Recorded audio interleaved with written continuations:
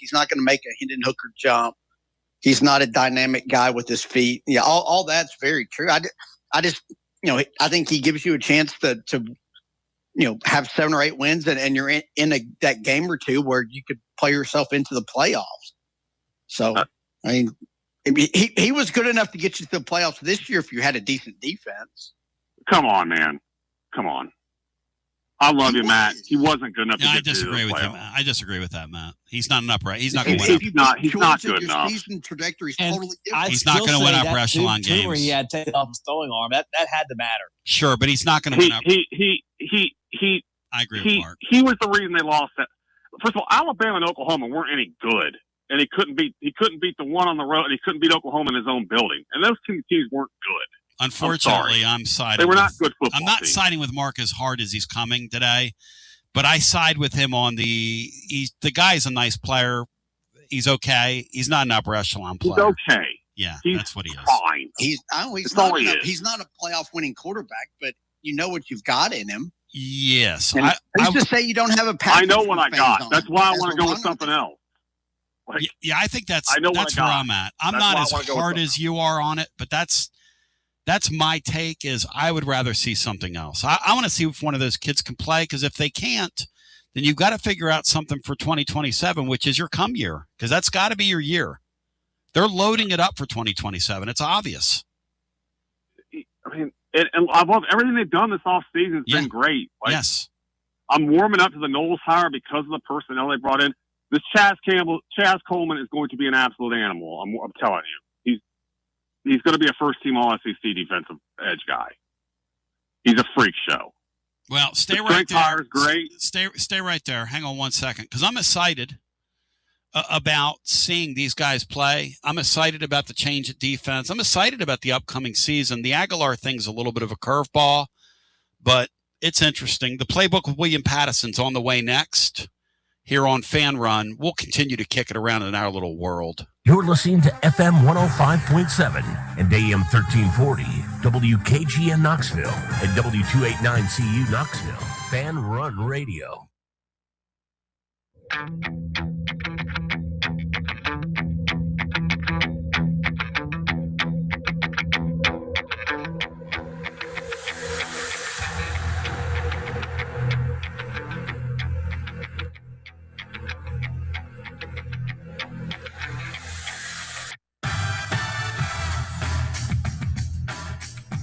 And here we go.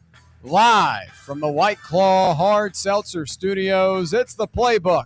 Live on Fan Run Radio with Brett Hollander and Will Palumbo. I'm William Patterson. We appreciate you listening along with us on this fine Thursday from Knoxville, Tennessee. And we've got plenty to cover over the next 2 hours, including another big-named SEC quarterback following the footsteps of Joey Aguilar. We'll tell you the latest with Trinidad Chambliss and how that has a direct correlation to Joey Aguilar, as they are both seeking an extra year of eligibility. We'll break that down and talk about whether we believe Trinidad Chambliss will get another season in addition to Joey Aguilar. And then a little bit later on, we'll talk about if Tennessee would be a national championship contender and college football playoff contender if Aguilar were to return to the Volunteers next season. In hour number 2, we'll have a special Super Bowl game that we're going to do called the Super Supper, and we're going to figure out which team has the advantage at each key position. So quarterback, running back, wide receiver, offensive line, defense, all of those. We'll tell you who's invited to the Super Supper, who has the best unit in this matchup up against each other. And then we'll talk the NBA trade deadline as that continues to ramp up. Giannis Antetokounmpo not going anywhere for Milwaukee, but there are deals still flying off the walls, and we've got 2 hours for my sanity. Are you just ready for it to be over at this point? I just 2 hours. I've been counting down. Last night before I went to bed, I said 14 hours, and I sent it, and that was right after I got done watching the Grizz and Kings. Good win last night for the Grizz up against the ghastly Kings team. Dylan Cardwell was playing last night. From Auburn? Yeah, a little blast from the past for maybe some SEC I never thought listeners. He was league material. Yeah, I wouldn't either. Unless they're just trying to fill out a roster because some of these teams are depleted right now until trades are finished. And yeah, well, the Kings are interesting. They've got Sabonis, they've got Levine, and they've got DeRozan, yet they don't play any of them in the final moments. They're tanking. They're fully tanking. It's crazy with those three that you mentioned. Yeah, but I mean, I don't, they're the Kings. What can you expect? I think Sabonis is a great player. I think DeRozan's his time's past him. Yeah, Levine I've always loved. When Levine was in the dunk contest back in 20, I've got a one of those. 2015, 2016. You know those jerseys though that they had with the sleeves. Yeah. After he won the dunk contest, I bought a sleeved Wolves jersey. I used to be a big jersey collector growing up. So I've got a ton of odd ones. Kelly Oubre with the Suns, that entertain you? Yeah, that's quite odd. Yeah, I've got a ton. That might be a final thoughts today. Okay. All the jerseys I have at home. But anyway, plenty to cover over the next 2 hours. Really, really, really, really, really hoping we don't get the news of John Morant being moved because that will change my demeanor as did the Jaren Jackson Jr. move the other day. And I'll try to stay professional for it. Well, because I think you'd prefer it if it was going to happen before the show, so you could process everything and not have it happen. Well, I don't want it. I don't want it to happen on air. Right? Yeah, absolutely. But at this point, it's literally when we were done, the trade deadline will be done as well. I know. So knock on wood, hoping for the best. Many people that know me well know, Jaw's my guy, and obviously a huge Grizzlies fan. Grew up a Grizzlies fan.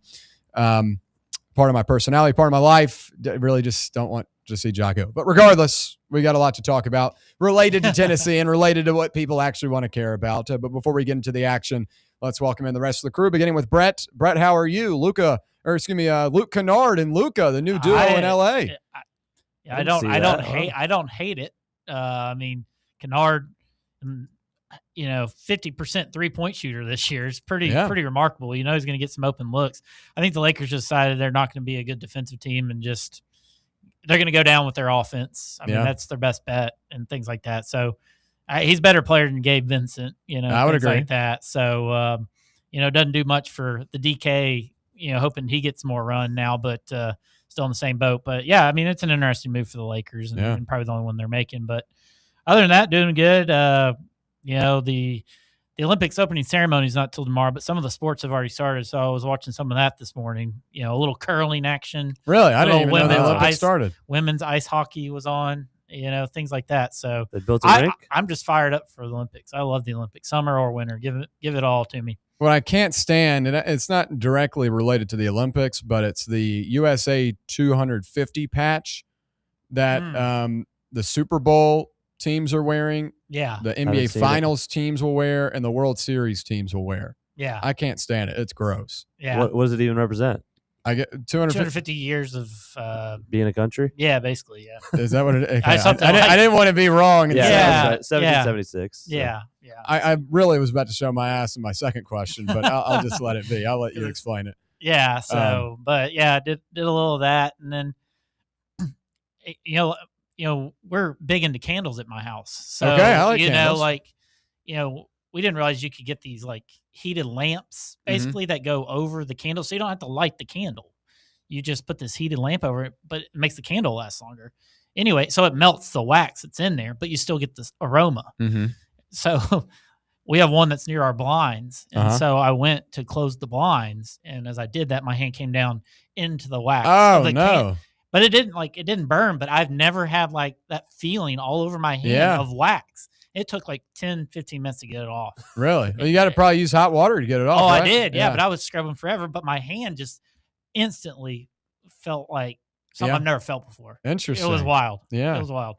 But I don't advise doing it. Yeah. But it was an experience I haven't had in my adult, kid, anything life. That reminds me of those brain rot reels where people dip their hands in wax multiple times. You know what I'm talking about? Yeah. I sadly know what you're talking about. Yeah. Will, are you a doom scroller? Yes. At the moment I am.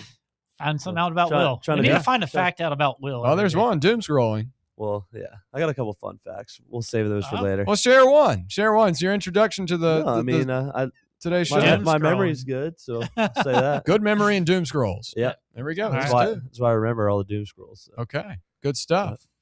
All right, well, let's get into the action. Our first things first topic is Trinidad Chambliss to also take the Joey route. And Ole Miss quarterback Trinidad Chambliss was denied an appeal waiver by the NCAA on Wednesday night and will now seek the same type of approach Tennessee quarterback Joey Aguilar is taking, as Chambliss has sued the NCAA in Lafayette County, Mississippi, requesting a preliminary and permanent injunction that would allow him to play in 2026. If Chambliss were to win the ruling, he would be granted the eligibility and the ability to play a final season for Ole Miss next year. And the former Ferris State standout is fighting to be granted an additional year due to a chest injury in 2022. And the 6'1", 200-pound quarterback tallied 3,937 yards, 22 touchdowns, and just 3 interceptions while leading the Rebs to the college football playoff semifinals this past season. And if Jackson were here, I know he'd have a strong opinion about this one. He's not a Chambliss guy or really an Ole Miss guy, but Chambliss and Aguilar have similar fates, as they both have similar situations they're going up against. And the way I look at it is this. I think Aguilar is in a really good spot right now. I think Chambliss is still in a good spot. You know, last night after the news came out that Chambliss was denied, everyone was like, oh, time to go get a job, or time to go to the NFL, or thank gosh he's not playing. But a lot of people don't realize he's still got an opportunity to play. And going through the court is what these players are doing now, whether you like it or not. It's just going to be the practice from all these players until there is some sort of agreement between the schools and the players, kind of like what Rusty talked about on that call a couple of weeks ago. You know, until an agreement is made to make this thing like the NBA or the NFL, you're going to continue to see stuff like this. Until there is a mutual agreement between the two parties of how things are going to operate, we're going to continue to see stuff like this. But I believe Chambliss will get another year. It's in his backyard, Lafayette County, not a big courtroom. Jackson said he's been there before. I don't know if he should have said that on the air, but regardless, it's the same thing Joey's doing, right? In your backyard in Knoxville. And I believe both of them will have similar fates. I believe we'll both see them next season playing in college football. And whether you like it or not, and whether you morally or ethically agree with it or not, I think it's good for college football to have both these guys back. Trinidad Chambliss was one of the most dazzling quarterbacks of the season. I mean, 3,937 yards for a guy that didn't even start the first 2 games of the season is really impressive. Mm-hmm. And for Aguilar, he was the SEC's leading passer this year, coming back to one of the biggest programs in college football. So I don't see why it's bad for the sport, other than the fact that these guys are kind of finding some loopholes and bending the rules in order to come back. But I'm a college football fan. I want to see the best product. I want to see the best potential for every team. And I think Chambliss and Aguilar would give both teams that. And I believe they'll both have similar fates and come back next year. Brett, to you, would you agree with that? Yeah, I just hope the fate is a positive one. You know, you don't want them to have similar fates in a negative light as far as Ole Miss and Tennessee are concerned, because this has a big impact on what the 26, football season will look like. They also have millions of reasons why they want to come back to school. I believe, as we mentioned, Joey has $2 million on the table. Chambliss, I'm reading here, has a deal on the table worth of excess of $5 million, and as a mid-round potential draft pick, he's going to make more money at Ole Miss. But, if you're Chambliss, you have more of a future, I think, than you do with Aguilar as well. I think this year's draft is a little bit weak, things like that. So maybe he finds a way to, if he doesn't go, I think he could possibly be a higher end draft pick than he would be if he plays this year at Ole Miss and then goes in following draft because it's loaded. So yeah, I hope both fates are positive for these guys. I'm trying to not get my hopes up, but I just hope it works out for him. Will, to you, same question. Yeah, I think it's kind of hard to argue why they won't have the exact same fate, right? We're talking about consistency here, right? There's no argument to be made why one will be allowed to play and one won't. And I mean, like you said, I would love to see both of them play. I think it's great for the sport. I mean, like you said, 3 interceptions is pretty crazy to me. And I mean, Joey really brings a good spark to our offense. So I'm really hoping that, like Brett said, it's positive fate. And here's the other thing. Matt Michael chimes in with the same kind of sentiment that I was about to pivot to. Whether you agree ethically or morally that these guys should be able to come back and play, if there was a guy this season that was a Heisman Trophy finalist that was able to do it, then so should a Trinidad Chambliss and so should a Joey Aguilar. Diego Pavia set the table for what we're now seeing for guys that have started off their careers at an FCS or a D2 or whatever it may be, and has set the table for having, 4 actual seasons of Division I football. Now, for Chambliss's case, it's a little bit different. Obviously, this past year was his first year of Division I football, but, did play at the D2 level, and JUCO was a little bit of a different situation, and Chambliss has a bit of a different case than Joey does.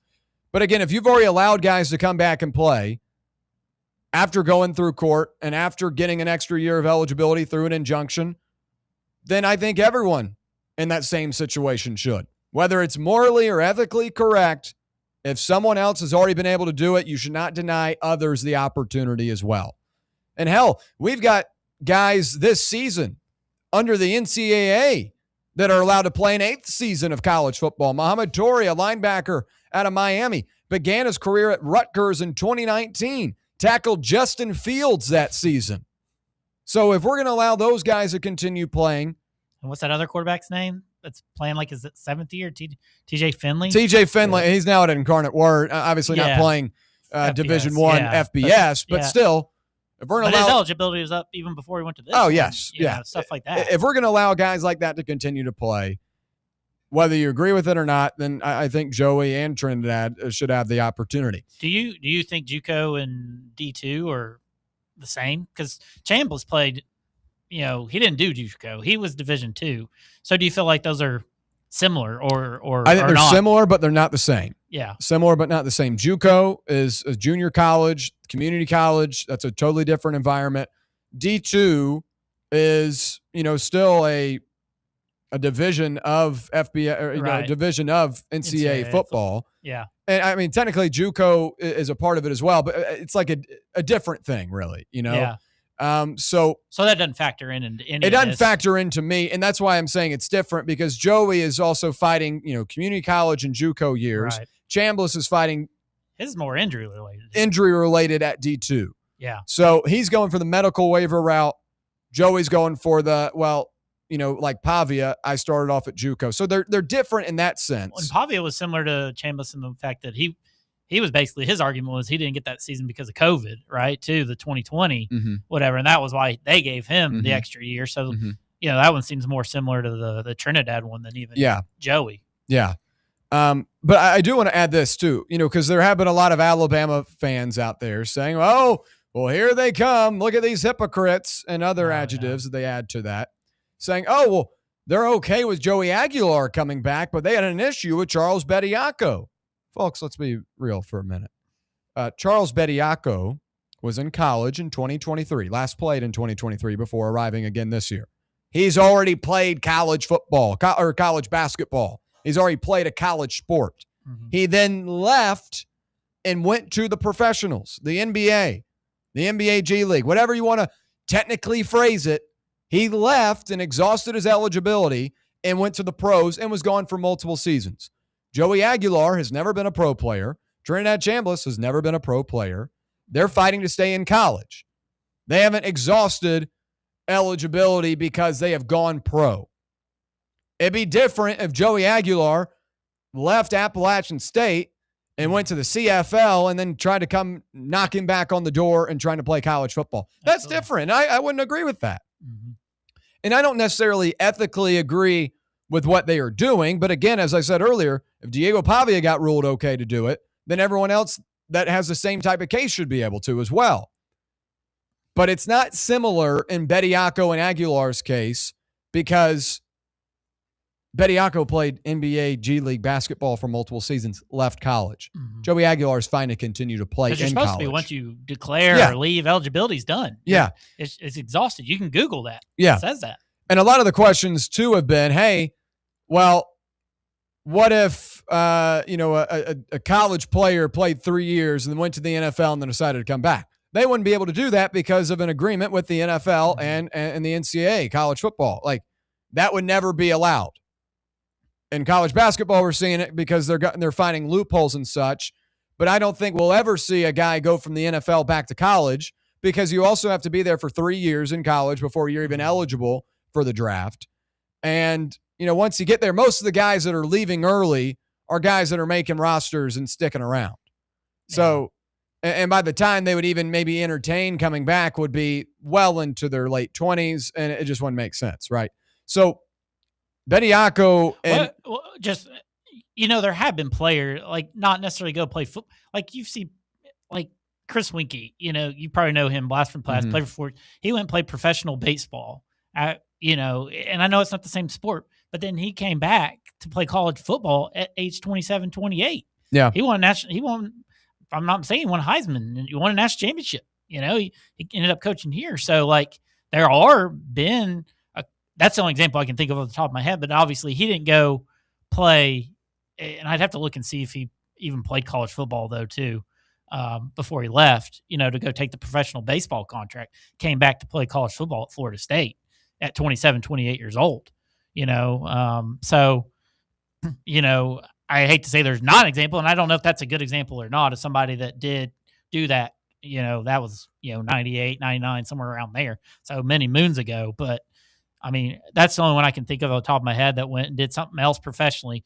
decided, hey, I want to come back and play college football, and did that at 27 years old, 28 years old, something like that. But, I mean, I have to look into it more, but that's just one I thought of off the top of my head that did do, not go to the NFL, but, sure. He definitely left college football. And I need to look to see if he played before baseball, but just somebody off the top of my head. So it may not have anything to do with what we're talking about, but, somebody's going to maybe try this, that didn't get drafted, that's undrafted on a pro team. Yeah, and I'm sure that will, come down the road here at some point. But again, I feel like the kids that are leaving for the NFL early already know they're going to be a guy that's drafted. Right. So the guys that wouldn't be drafted and maybe end up on practice squads would have most likely exhausted their eligibility already, because now we're not seeing COVID years. We're not seeing finally. All that is kind of gone, unless you got a medical red shirt or just a red shirt straight up. Most of the guys in this wave are all playing, 4 to 5 years, maybe even 6 years if they had a medical red shirt as well. But I want to pivot back to Chambliss real quick, because outside of what I believe will happen, should he receive an extra year of eligibility, he's fighting for a medical red shirt from a chest injury in 2022. Now, he did play in that season, but it was shortened by the struggles with his chest. I think if we're going to allow guys to play, 3 to 4, 5 games in a season, and then deem them medically redshirted if they suffer an injury, and allow them to play 8 years of college football like the Miami linebacker Muhammad Torrey, then you should let Trinidad Chambliss play, who hasn't even really exhausted much Division I eligibility. Obviously, D2 is still a product of Division of NCAA football. But, I mean, I really don't think it's that big of a deal to let the kid play. I mean, he's got a case for it. I think medical is tougher than what Joey's doing, because it's a little bit tougher to prove. Because he's ultimately played 4 years. Yes. Joey hadn't got those 4 full years of college football. Correct. So that does make it a bit different. Correct. So. But I still believe Chambliss should receive an extra year, and I believe he will. Because if we're going to be consistent here with medical red shirts, and we've got guys like TJ Finley that have gotten multiple medical red shirts, then outside of how big of a name Chambliss is, he shouldn't be treated any differently. And I honestly was surprised that the NCAA denied his appeal. Second time. Well, so they denied it in like early January. Yeah, too. well, so he denied the official rule, and then they denied the again. appeal. And then he decided to go as well to the courts now. So now he's going and he was already going the Joey route, even if they had said yes last night, they would have gone a different route, but because he hasn't got his like TRO like Joey has currently. Correct. So he's going to be seeking the same thing. He's got to get that first. Yeah. And then go get the preliminary injunction. Correct.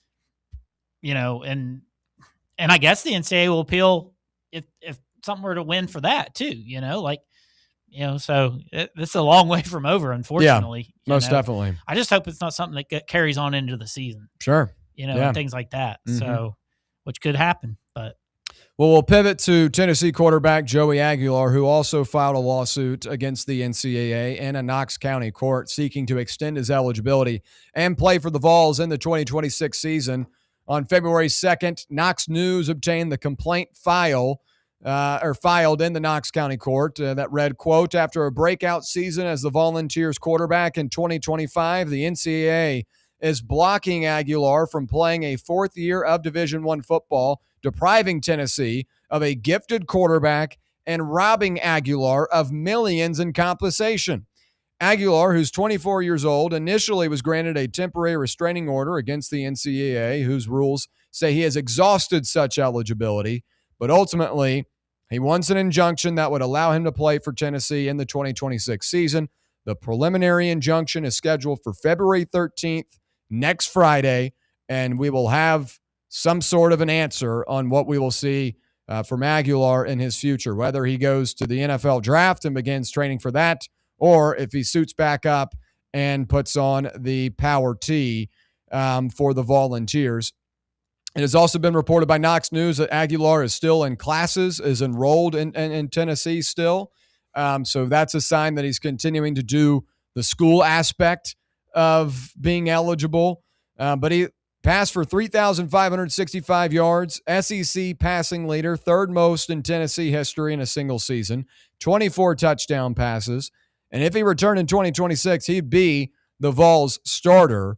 And we'll talk more about what that means for the Vols in this next segment. But in Joey's case, specifically, what % chance would you give that he returns as the Vols starter in 2026? And right now, I'd say 75%. I think Tennessee's in a good spot to get him back. I have people that talked directly with him a couple of weeks ago, and he felt pretty comfortable about the situation. And that was before he decided to take this thing on his own. Mm-hmm. And I think that Charles Bediako situation, though it's not the same thing, I think it did open up opportunities to where, all right, you can just take this in your backyard and get ruled eligible. So I like what Aguilar is doing from a Tennessee fan perspective. Where were you before all this, though? What was your percentage like before this TRO? When he was a part of the 26-person case and a 17-person case a couple of weeks ago was denied, I didn't think this thing had much momentum. Gotcha. Okay. I was just curious how much you've moved up. Correct. And now I feel it's a 75% chance that he comes back, and I would be kind of shocked if he doesn't. That's where I feel right now. And obviously, this thing has to play out in court. I'm not a lawyer. I'm not in the room. Did you see the other wrinkle that came out yesterday? How the NCAA attorney is a Tennessee Tennessee alum. Yeah, I didn't see pretty that. wild. Yeah, and I saw it. But again, in a court of law, none of your preconceived notions of what you think about a school, a player, that's the other thing the Bama people are jumping on is like, oh, he's in Knox County court.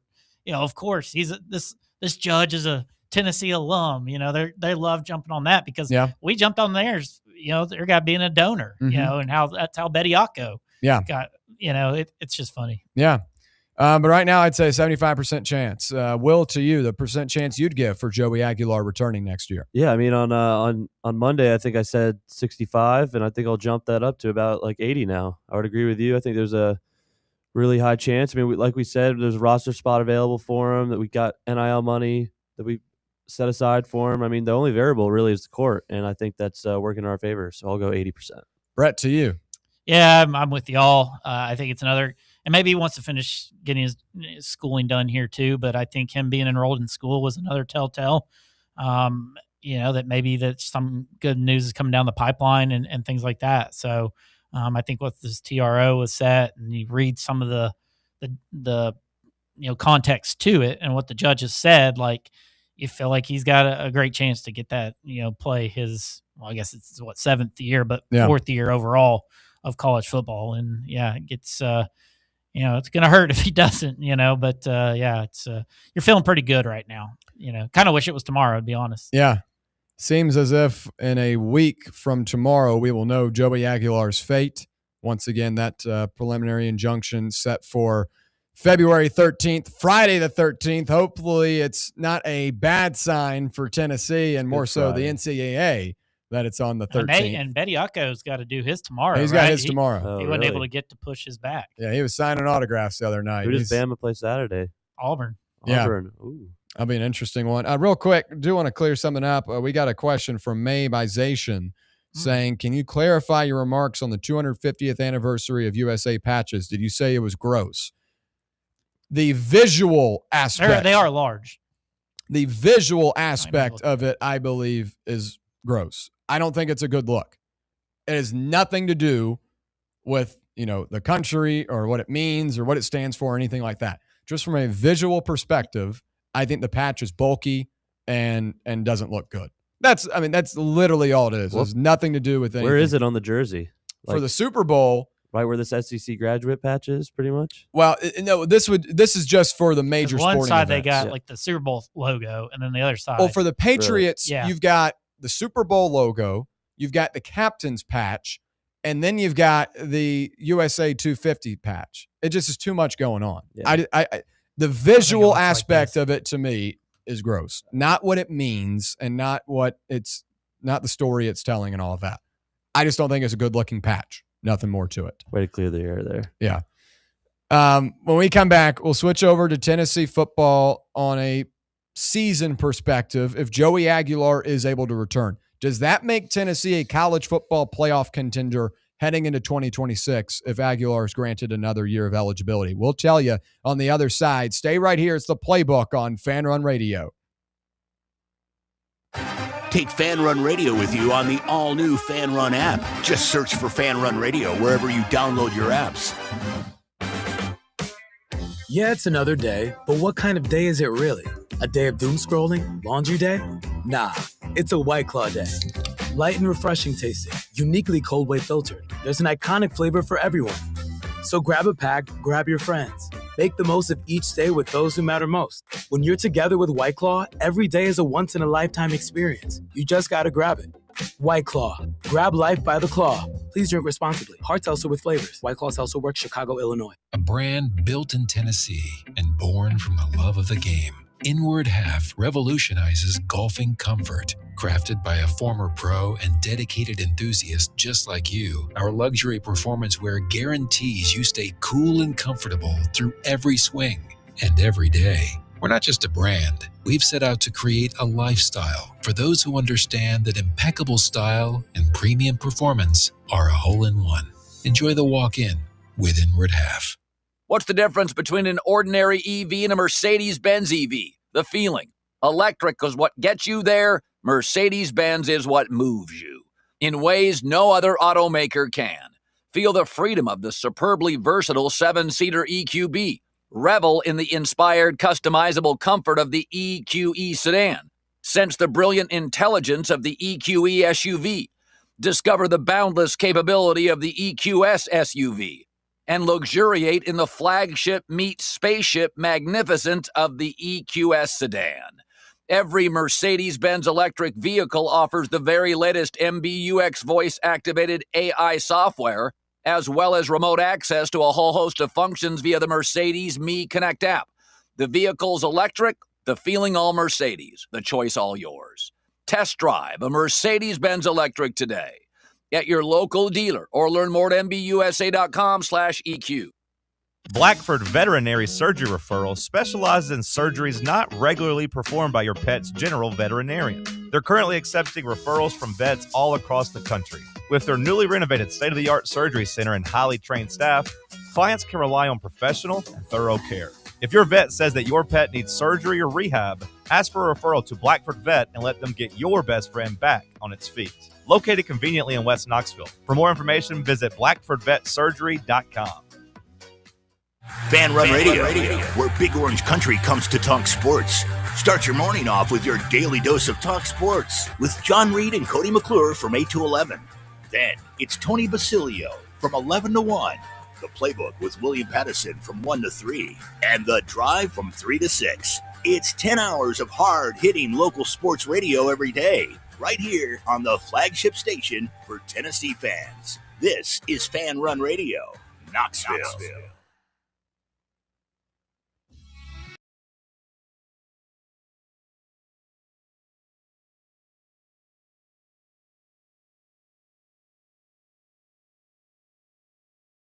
Back here on the Playbook, we appreciate you hanging out with us on this fine Thursday from K-Town. Continuing to discuss Joey Aguilar and his future with the Volunteers. And if you're on that YouTube chat, make sure to like and subscribe so that you never miss any Fan Run content, and get involved in the comment section as well. If you disagree, let us know. If you agree and think we're doing a good job, let us know.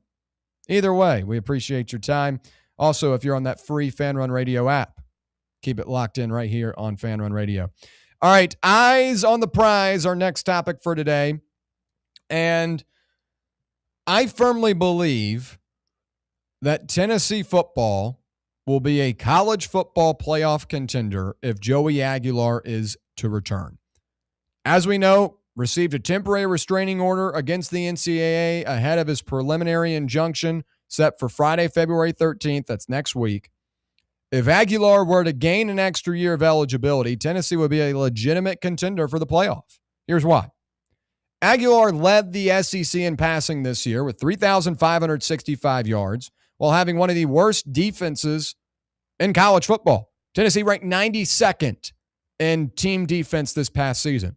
A far, far cry from what they looked like in 2024. You know it. I know it. We all watched it this year. The defense was an Achilles heel. And it prevented Tennessee from being able to pull away after having an early lead against Georgia. It prevented Tennessee from being able to kind of keep things level against an Oklahoma. It kept things from getting interesting against Alabama when Tennessee made that margin a lot thinner. The defense was an issue throughout the season. You don't need me to tell me that. I don't need to tell you that. Special teams was also a concern.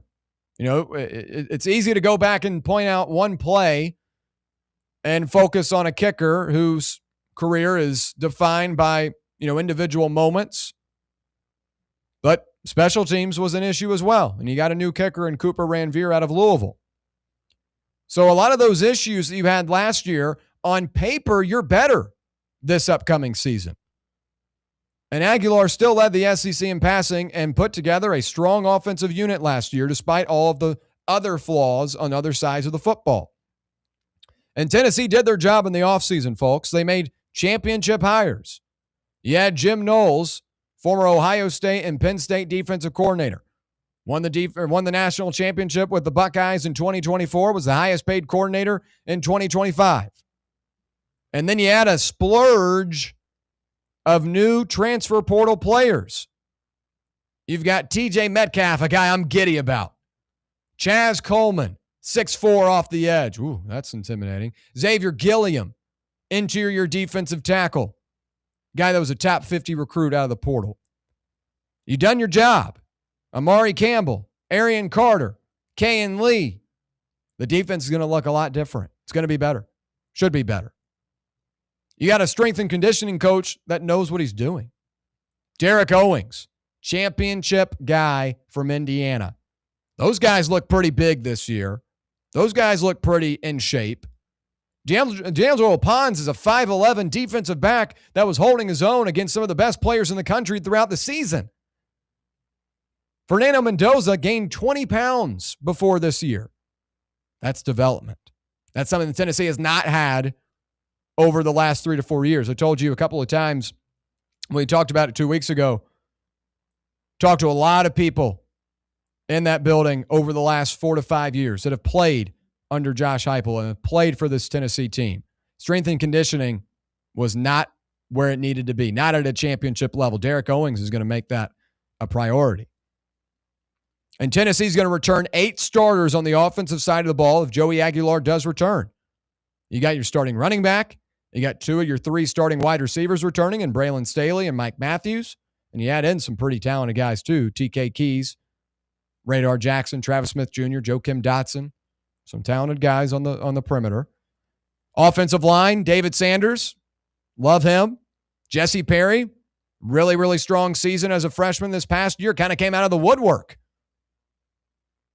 And then you got Sam Pendleton coming back. Wendell Moy coming back. Yeah, Donovan Haslam, a guy that's played a ton of college football. Over 1,200 snaps he's taken. Right guard, left tackle. He's done it all. If Joey Aguilar returns, you bring back an SEC leading passer to an offensive group that has a ton of returning pieces and a defense that's going to look a lot different.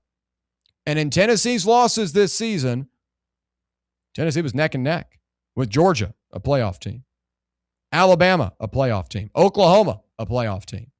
Vanderbilt, on the cusp of being a playoff team. And if you had some better special teams and a better defense, very easily could have gone 10-2.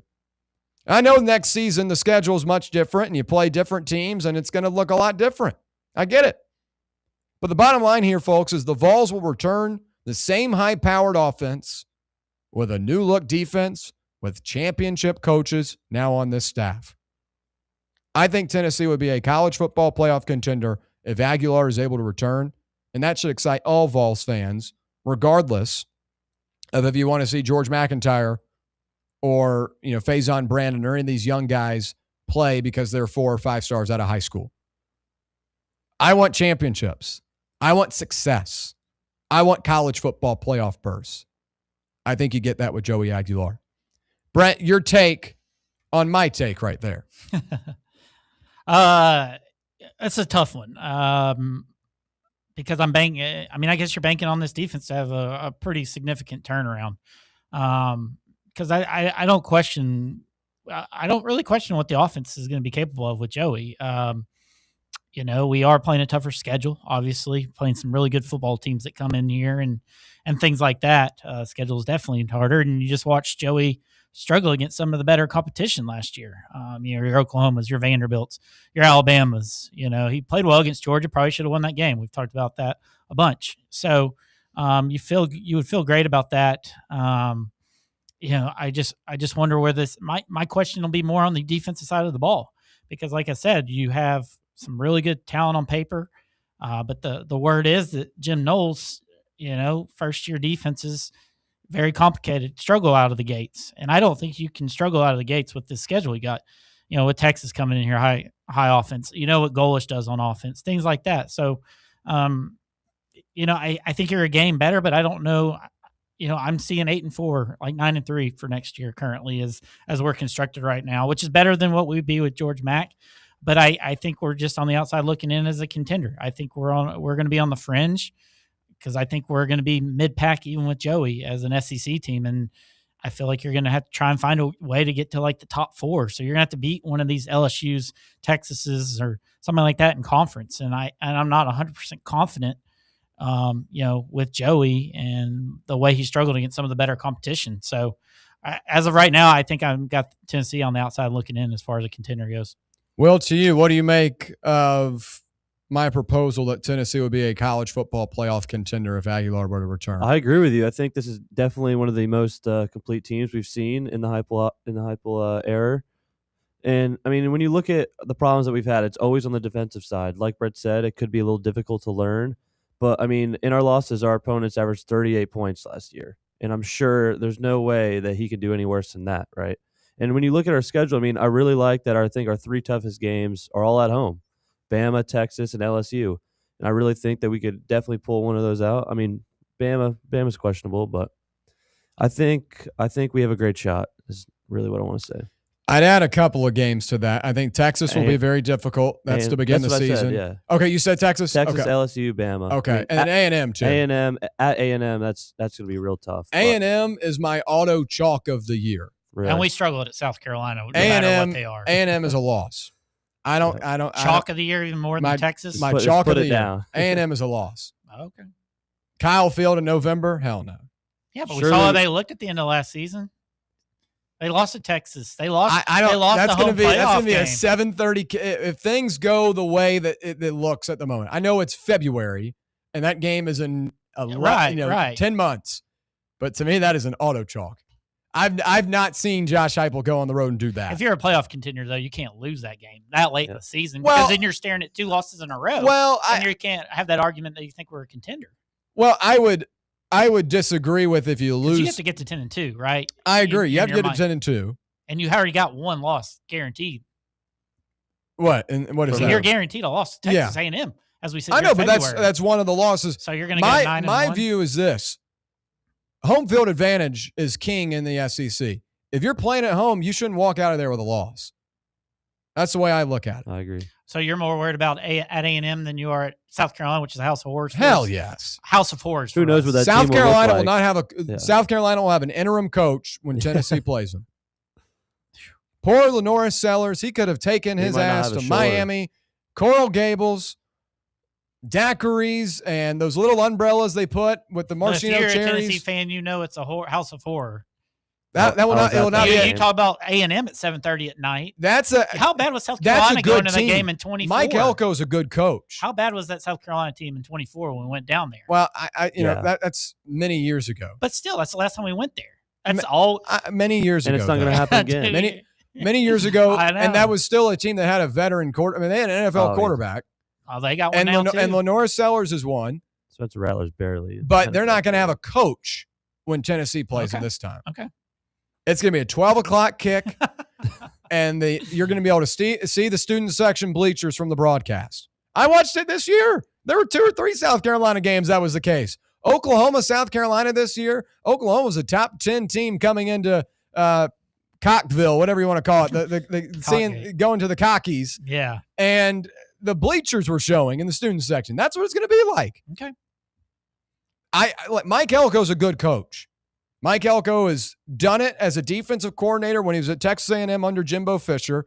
3 top 25 defensive seasons. He was a winner at Duke, and he's now a winner at. We go to some house of horrors for us. We go to South Carolina. We go to Arkansas. House of horrors. Arkansas with. But it doesn't matter. We've always been better in South Carolina. We've always been better in Arkansas. But we struggled down in those places. Well. And then you're telling me after 3 home losses this year, we'll have better teams coming into our building this year than we did this past season. Arkansas still had some really good players when you played them there. Taylon Green was a guy that won the Mountain West Championship the year prior to arriving there. Yeah, had a couple of really good backs, NFL players. They had NFL. I don't see a ton of NFL players for this Arkansas team. And KJ Jackson, a younger quarterback, is going to have a lot of growing pains.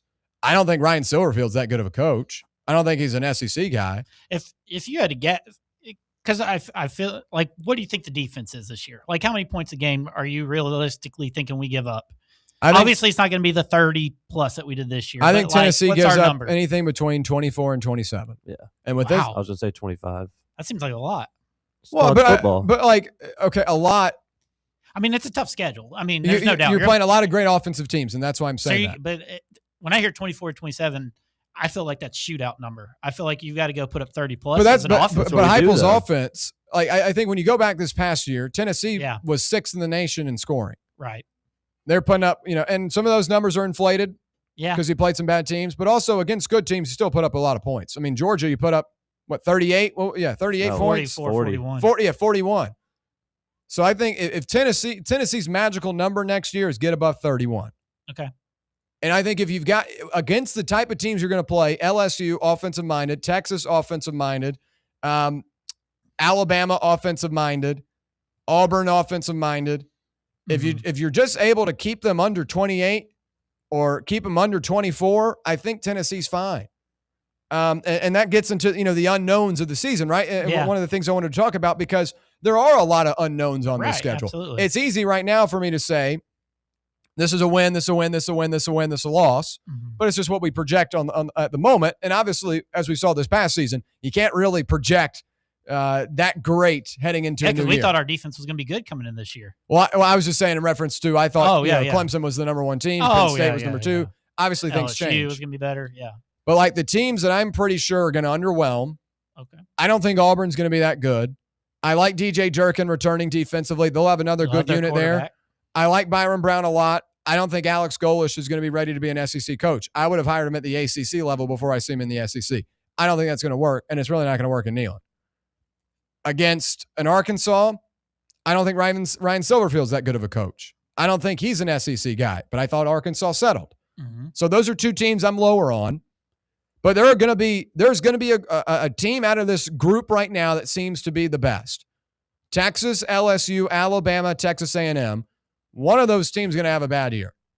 It's just reality. In the SEC 9-game schedule, one of those teams is going to have 4 to 5 losses at the end of the season. Yeah, because we'll have to dig into what their schedule. I don't know what any of those schedules look like either. Yeah, I mean, LSU, like right now, I like Ole Miss beating LSU in week 3. Without Trinidad? Yeah, Ole Miss is winning that game. Okay. They're going to drag Kiffin's ass out of there. But there are a ton of big games like that to where this is going to be bump and bruise. I think Florida is going to be better than what they were this year. Now, Tennessee doesn't play Florida this upcoming season, but I think Florida's a team that's going to beat a couple of these other teams right now that look pretty good stacking up and heading into the season. Do you like the way this new college football is? Year in and year out, you don't know. Because for the longest time, you would know for your guys. The rosters change so significantly. I think that's part of it, but I think there are teams that are going to be good. I know Notre Dame's going to be good next year. But you just got through saying Clemson returned so much, and number one, but look what they imploded.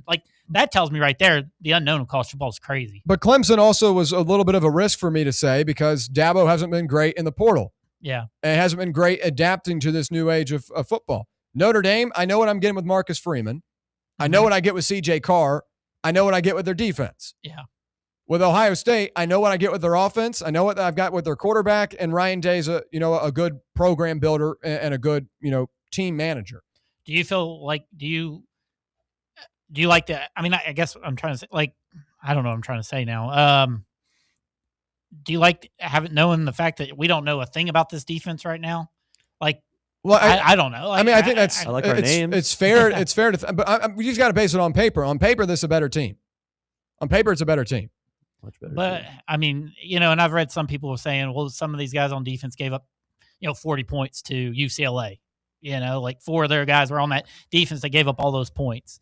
They were the reason why Franklin got fired. All this other. Or stuff. was it the fact that their offense couldn't? I mean, look, there were multiple different variables in why Penn State was not a good team this year. There's a lot of variables. Yeah, multiple different variables of why Penn State was not a good team. But Penn State also took a semifinalist in the playoff down to double overtime. Yeah. So they're both ways. True. I'd rather take my chances with Chaz Coleman and Amari Campbell and I would too. Some of these guys than what we had. And a lot of those guys year. on that Penn State team, are gone. Yeah. And Coleman was a 5-game player this year. Yeah. And there are other guys part of that defense that were bad too that necessarily aren't coming here. Yeah. So, all right, when we come back, we'll continue this topic. Stay right here. It's the Playbook on Fan Run Radio.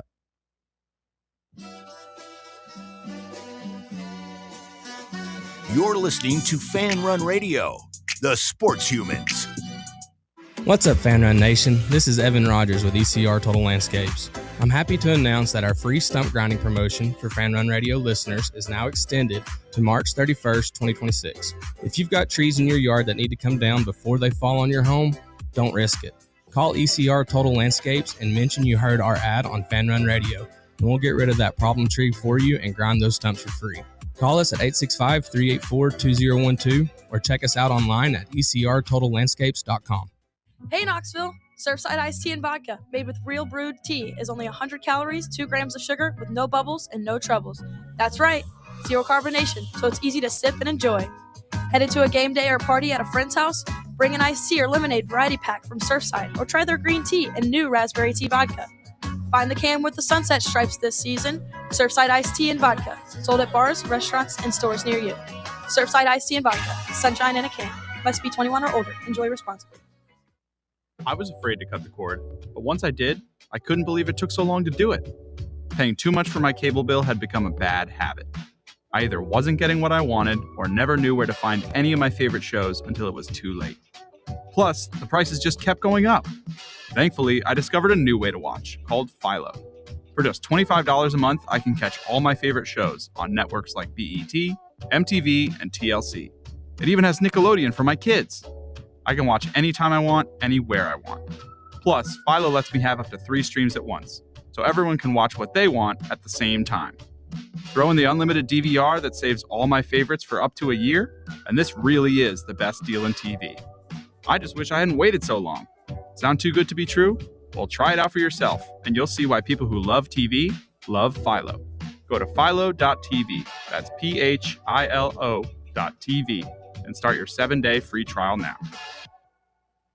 For over 3 years, Crumble Cookies has served the Knoxville area. From Clinton Highway to Parkside Drive, even our friends out in Maryville have reached you, our fans, with the best cookies in the game. This fall, Crumble is gearing up for yet another fantastic season. Whether you're tailgating or looking for a pick-me-up after getting the kids from school, Crumble has you covered. Download the Crumble app to check out this week's rewards and features. And stop on by. Tell them Fan Run sent you, but don't miss the cookies.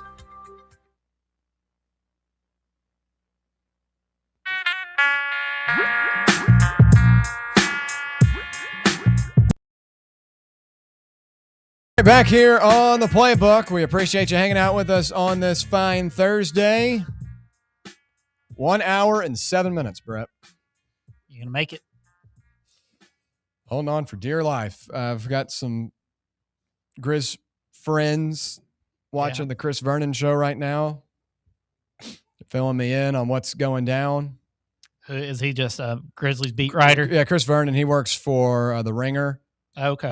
But also he does Grind City Media in Memphis, which is basically like the Vol Network for Tennessee, but they just do shows throughout the day at FedEx Forum in a little wing they've got upstairs. But Chris Vernon's a legend.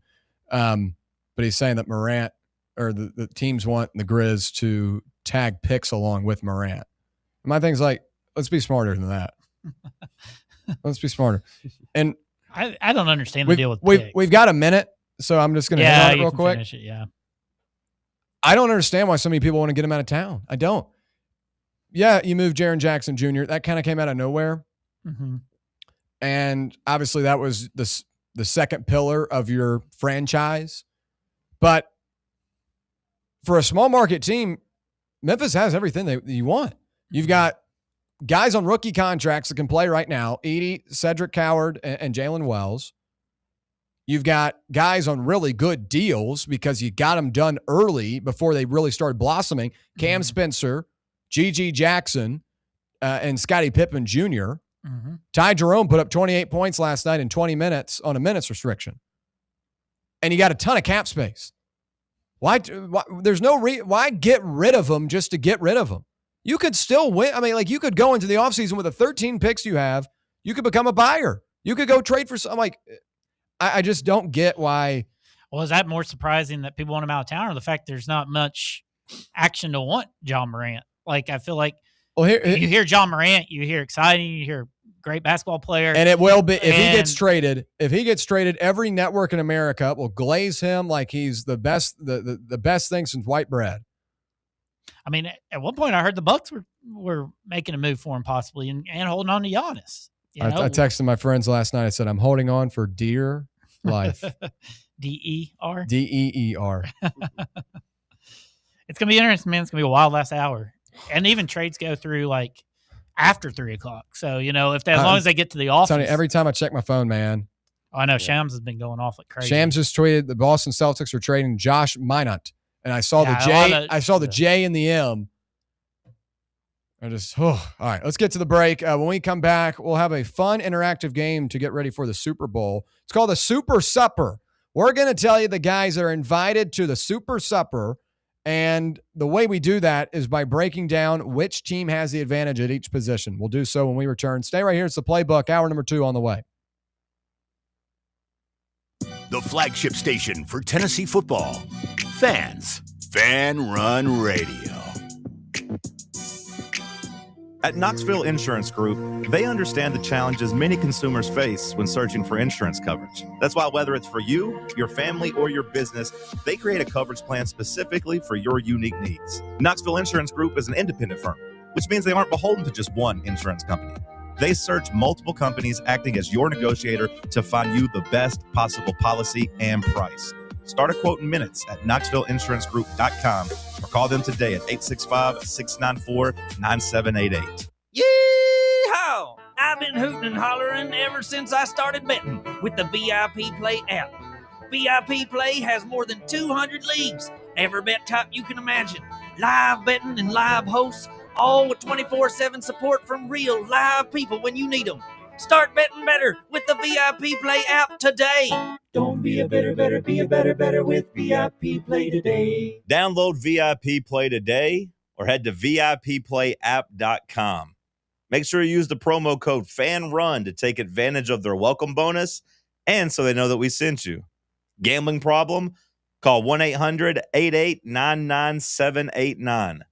Must be 21 or older and located in Tennessee to bet. What kind of day is it? It's a White Claw day. Light and refreshing tasting, uniquely cold whey filtered. There's an iconic flavor for everyone. Come on, grab a pack. White Claw. Grab life by the claw. Please drink responsibly. Hard seltzer with flavor. White Claw Seltzer Works, Chicago, Illinois.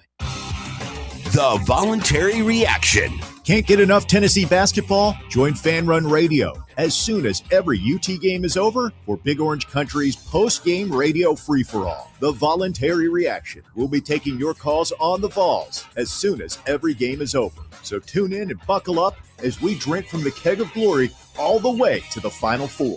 The voluntary reaction. Raw, unfiltered, real. Welcome to Axle Logistics, where excellence isn't just a goal, it's an energy. As a leading third-party logistics company, Axle is powered by an award-winning culture built on a work hard, play hard mentality. Here, the drive for success is contagious and hard work never goes unnoticed. Whether you're just starting out or looking to level up, Axle Logistics is the place to launch your career. Join us and take your ambition to the stars. To learn more, visit axlelogistics.com. You're listening to FM 105.7 and AM 1340, WKGN Knoxville, and W289CU Knoxville, Fan Run Radio. Attention service members and veterans. Introducing the Griffin Law Firm, your trusted ally in military legal matters. From court-martials to benefit claims, at Griffin Law, your mission is their mission. Here's VFL Marshall Griffin. As a veteran and retired military attorney, I've successfully defended lifelong benefits and helped preserve professional futures. So I know that when you hire a military justice lawyer, you maximize your chance to get relief. With my unique experience, I can advocate for you because there's no military matter that's too big or too small. Let us help you make these critical decisions that could affect the rest of your life. Remain silent. Request counsel. Call Griffin Law. For a free consultation, call 888-707-4282. That's 888-707-4282. Or just visit griffinlawdefense.com.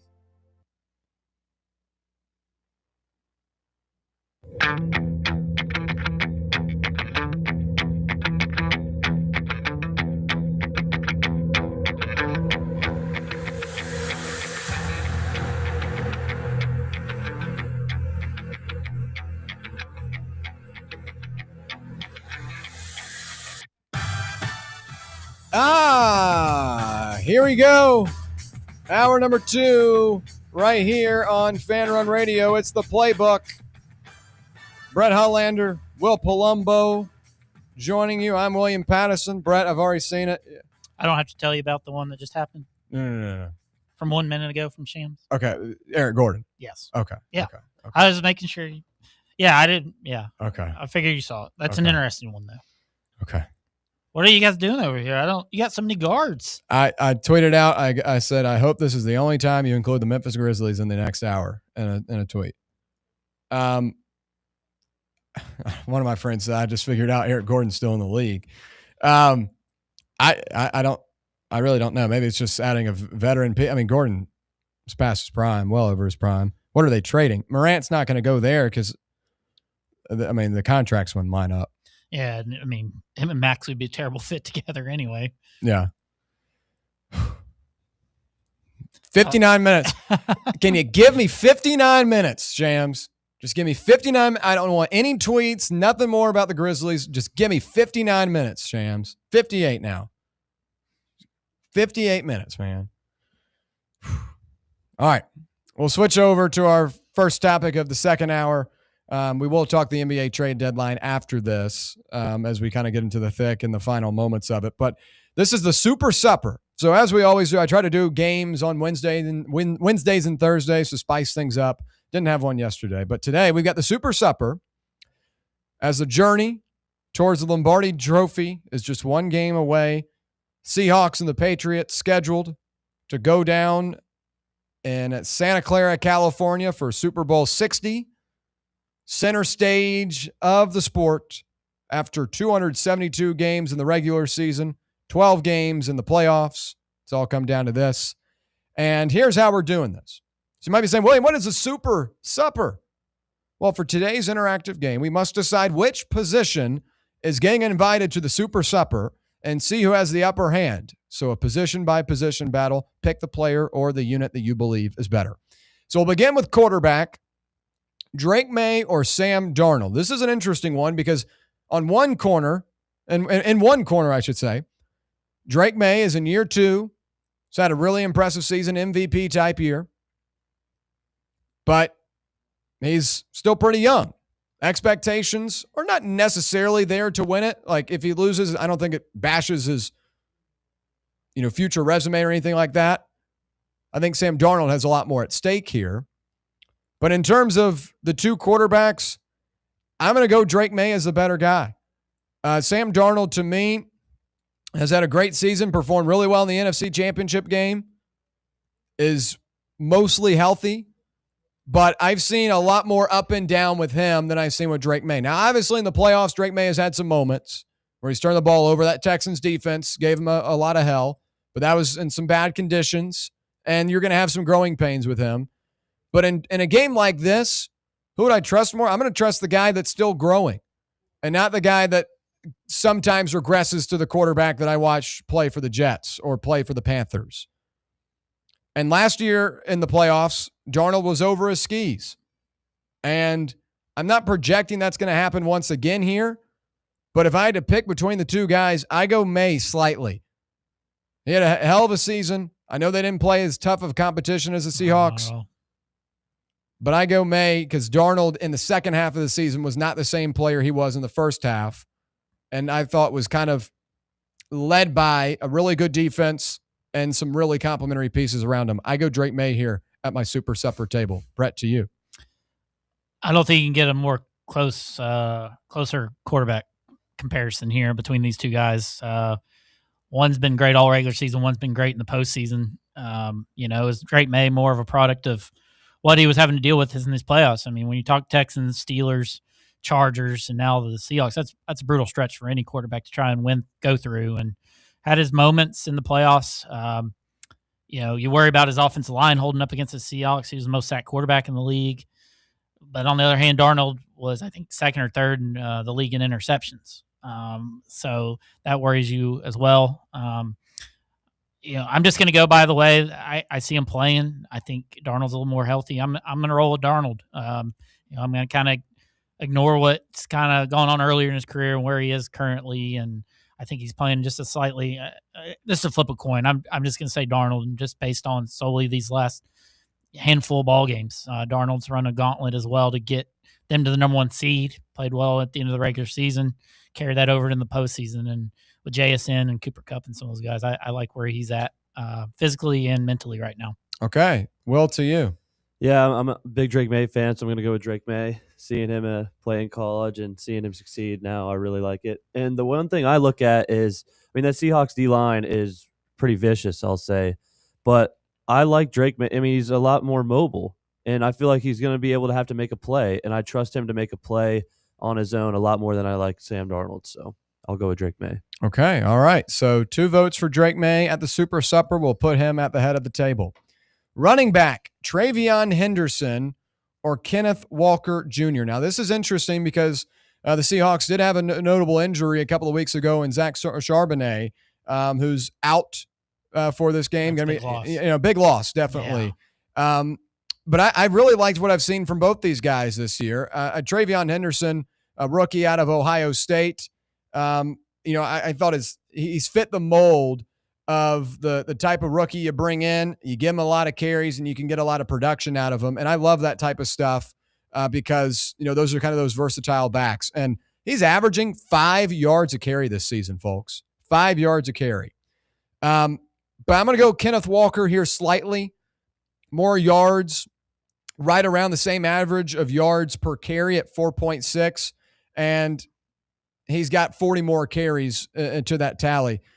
Kenneth Walker just a little bit bulkier, a little bit more experienced. I think that gives him a slight edge over Henderson. But I do like what Henderson does also as a pass catcher. He's had a couple of big plays out of the backfield that way too.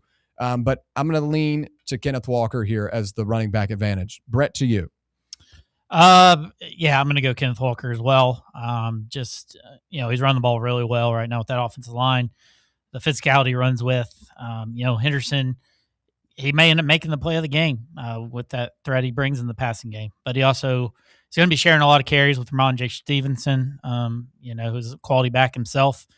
Kenneth Walker's going to be counted on to be the guy and stuff like that. And, he was impressive against the Rams and all that. So I'll go Kenneth Walker at my table. Okay. Well, to you.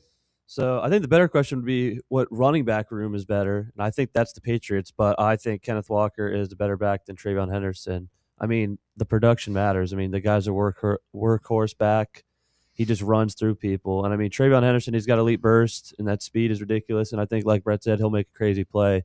But I trust Kenneth Walker, and I think the production he put up in that NFC Championship game was outstanding. Okay. Well, now we've got Drake May and Kenneth Walker, two guys at the table. This is a broader one that better fits, just because, like, if we did this, it'd be like Stephon Diggs versus JSN. That's just no contest. Yeah. But I still kind of feel like this is no contest. Seattle's wide receivers versus the Patriots wide receivers. Jackson Smith and Njigba, 119 receptions this season. That's the most as a Seattle Seahawk in single season history for any receiver, as well as receiving yards with 1,793, I should say. 10 touchdowns this year as well, a career year for him and a historic season for one of the most electrifying players throughout the 2025-26 year. Also, I like what you have with Cooper Kupp in this game. It's a guy that's already performed on a big stage like this before. So no ill will to Kayshon Boutte and the year he's had. I think it's been a big climb for him after what he was a couple of years ago. Stephon Diggs, I think, has been a really nice addition for this team too. I kind of wrote him off after his time in Houston, but there's no stray to them. I just think the Seattle's on a different level at wide receiver, and that's why they get a couple of seats at the table. I go Seattle here. Brett, to you. Yeah, I mean, it's just a matter of how far ahead you think JSN is to Stephon Diggs and stuff like that. But, Hunter Henry, if you want to throw him in the receiving core, I mean, it's been huge, 90 catches on the season. I don't think you can ignore that.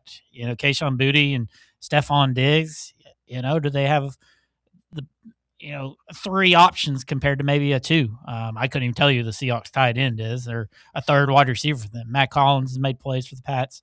But just the significance of JSN and how good he is, I think just slightly edges the Pats receiving core and Cooper Kupp, who's not far removed from a Triple Crown in this league. So you can't ignore what he can do on a football field. So, I'll go with the Hawks on this one. Okay. Will, to you. Yeah, I'll go with the Seahawks as well. I mean, seeing what they did in that NFC Championship game was great. Like, seeing him coming out of the backfield, I don't think those Patriots linebackers are going to know what to do with that at all. And I think Drake May has great chemistry with his receivers, and I think they're pretty underrated, and I think they'll probably make some plays. But, I mean, it's hard to argue with the Seahawks. So yeah. And like you said, Cooper Kupp, established receiver in this league. And Rashid Shaheed might make a play. Yeah. He's got some explosiveness. They got speed all over the field. And the Patriots, Jake Bobo. Patriots secondary looked a bit beat up. They gave up some big plays in the AFC Championship game. So I think it'll be a fun matchup to watch. Yeah, Jake Bobo, former UCLA. Yeah, UCLA. Yeah. I think so. Yeah. He had a nice touchdown pass in the NFC Championship. And Shaheed's a speedster, man. Oh, yeah. Well, you saw what he did in the 49ers game. Yeah. Kickoff returns, too. So, sneaky weapons there. All right, so right now at the table, we got Drake May at the head, Kenneth Walker, and then the Hawks receivers are joining us. We'll put JSN at the table. We'll put JSN. We'll put Cooper Kupp right next to him too. They came as a duo, but they're not they're not dating or anything. Offensive line. And this is an interesting one because I think in this matchup, you also have to consider who they're going up against. And that's kind of the way I'm looking at it. Because in these other aspects, like, Drake May, Sam Darnold, what the skill guys are capable of. But in a matchup like this, who do you favor in the trenches? I go Seattle with a better offensive line here. The reason why, I don't like what I've seen out of Will Campbell in the postseason. Just looking at his pressure rates, lit up. 17.2%, 12.1%, 15% in 3 preseason games. His average for the season was 11.6. That's bad. And now, he got knocking on your door, DeMarcus Lawrence. So I favor Seattle here because, like this Patriots team, there are some players that are a little bit inexperienced, a little bit younger. I liked Will Campbell at LSU. I thought he'd be a stud, and he's a good player. Don't get me wrong. Yeah. Good player. He's They're young. leaving him out on an island, too. Yeah. I don't think you can't keep doing that. He's in a tough spot. But what I've seen from him in this postseason is kind of made me backtrack a little bit of what I thought about this Patriots, at least pass protection. And I go Seattle with a better offensive line here. Brett, to you. Yeah, this is 47 sacks speaks for itself that you give up on the season, and that's with a mobile quarterback. So it's not all Will Campbell. He's not giving up 47 sacks. So it tells you, as a unit, they have really struggled. They're going to have to establish some sort of run game. Seattle's front seven is as good as anybody in the league. So definitely is worrisome. Drake May, fumbles, things like that. So I don't think this one's really that close. I got the Seattle at the table. Some big old boys at my table. Okay, there you go. Will, to you. Yeah, I'll agree with the two of you guys. I think Seattle definitely has the edge here. I mean, when you look at, I think it's like a matchup, right? I mean, that Seahawks D-line, like I said, is pretty vicious.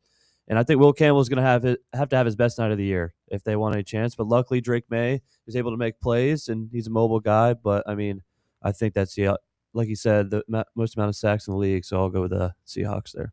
All right, so Drake May at quarterback, Kenneth Walker at running back, JSN and Cooper Kupp holding hands. O-line, some beefy guys. They want some steaks at this Super Supper, the Hawks. Defense, let's talk about that. I did this as a unit, and I figured for time constraints I would have had to done defense, but maybe we have a little bit more time than I thought. But regardless, let's read off these defensive statistics to further set the table. No pun intended. Total defense, Seahawks rank 6th in the league with 285.9 yards allowed per game.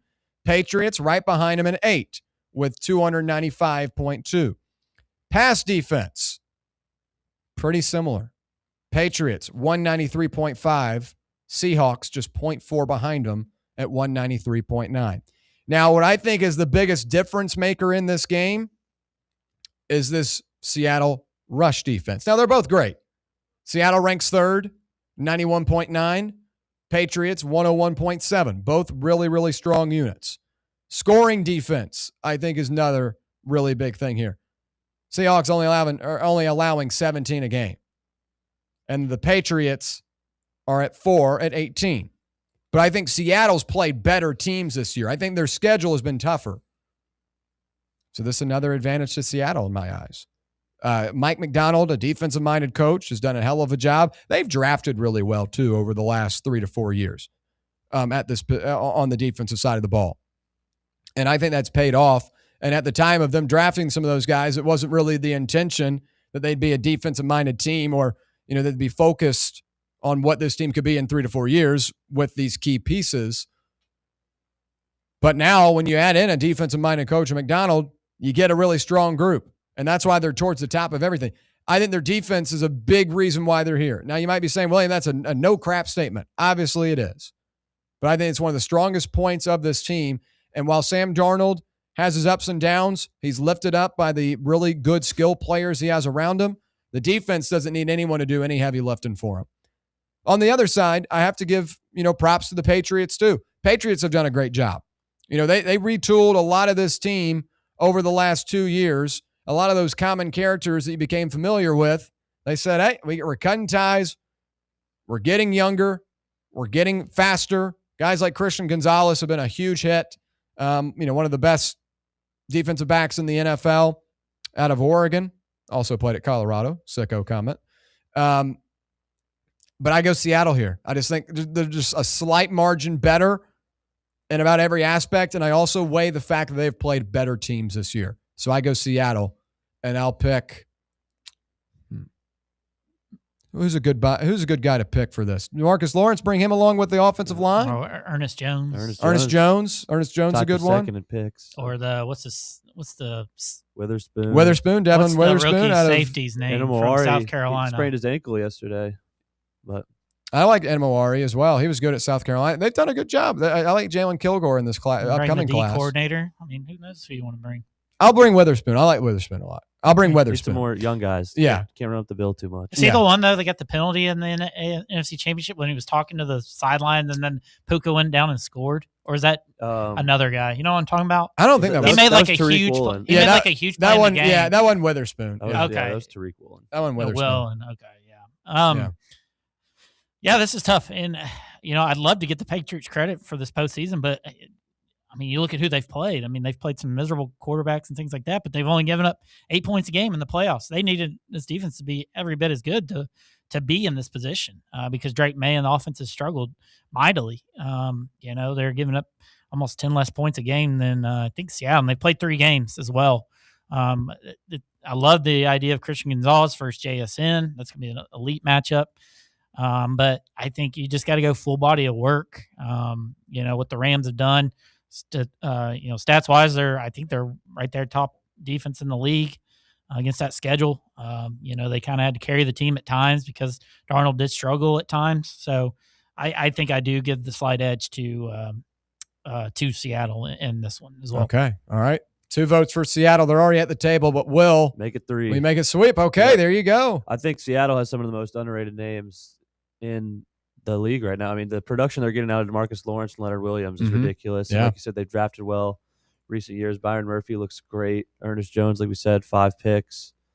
And, I mean, like you said, the people they've played against just doesn't stack up. I mean, it stacks up a lot better than the schedule the Patriots have played. So definitely going to go with the Seahawks here.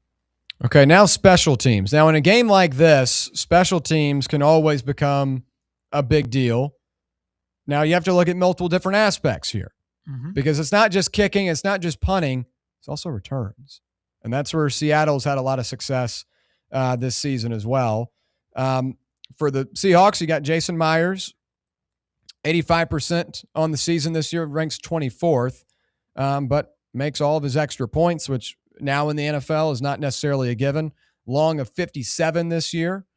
So, obviously a pretty reliable guy, at least if you're close enough. Right. But you got to go back to the special teams pop that you get with guys like Shaheed. I mean, you saw it to begin that 49ers game in the divisional round. Boom, right off the bat. Those are big plays. Was over. And, it's not that the Patriots don't have guys that are capable of that either, but I think Shaheed is just a speedster that it's really hard to contain a guy like that. And if he gets open in space, he's gone.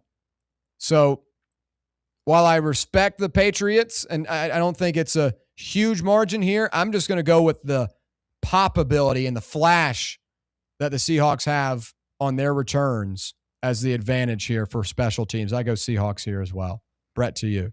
Yeah, I don't know a lot. I mean, just go by percentages of the kicker. They're pretty much spot on with each other and things like that. I know the name better on the Seahawks than I do this New England kicker. Yeah. Rookie. Borgalis, is that how you say his name? Yeah. So, TreVeyon Henderson, he pops in there at kickoff returns. You know how explosive he can be as well. But, watching Shaheed do that, and I think that, unfortunately, I got to go with the Hawks on this one too. I think that what you said with Shaheed is a big factor in this one. So it can really affect things, field position, all that. Those play mighty roles in this game. So, yeah, I'll go with the Hawks. Yeah, and that's Andy Borgalis. Comes out of Miami. 27-32 on the season. Yeah. So in terms of the kickers, I don't like it. Just in terms of kicking extra points, kicking field goals, I think it's pretty even. But I just have that slight advantage to the Seahawks in terms of the returns. Will, do you share that same sentiment? Yeah, I think let's give respect. I mean, the Patriots special teams is good, but they have a rookie kicker. I'm looking more at the kicker and the punter. I mean, Michael Dixon's an established punter as well, and Jason Myers, he's a veteran, right? He's great. And obviously Rashid Shaheed, like you said, he's got that pop. I mean, Kyle Williams, Marcus Jones, those are great returners too. But I look more at the place kicker and the punter going against a rookie kicker in the Super Bowl. I mean, I'm sure he's not nervous. I'm sure he's thinking a lot differently than I am. But I'll go with the Seahawks there. Okay. All right, so real quick before we get to the head of the table, the head coach, quarterback, we chose Drake May. Running back, we chose Kenneth Walker.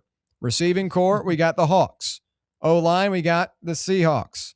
Defense, we've got the Seahawks. Special teams, we've got the Seahawks. So one Patriot so far. Make it 2 for me. Yep. I go Mike Vrabel here, the coaching advantage. I think Mike McDonald's done a great job.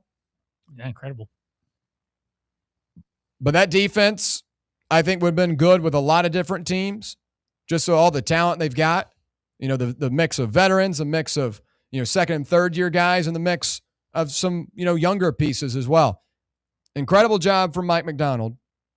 But I think this turnaround that Mike Vrabel has done is more impressive. And I think he's the more established coach in a big game. Mike Vrabel did this with the Titans, took Tennessee,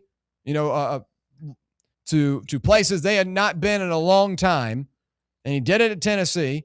He's done it as a player. He's played in Super Bowls before. Hell, did he catch a touchdown pass in a Super Bowl as well? He's been in a moment like this before as a player. Mm-hmm.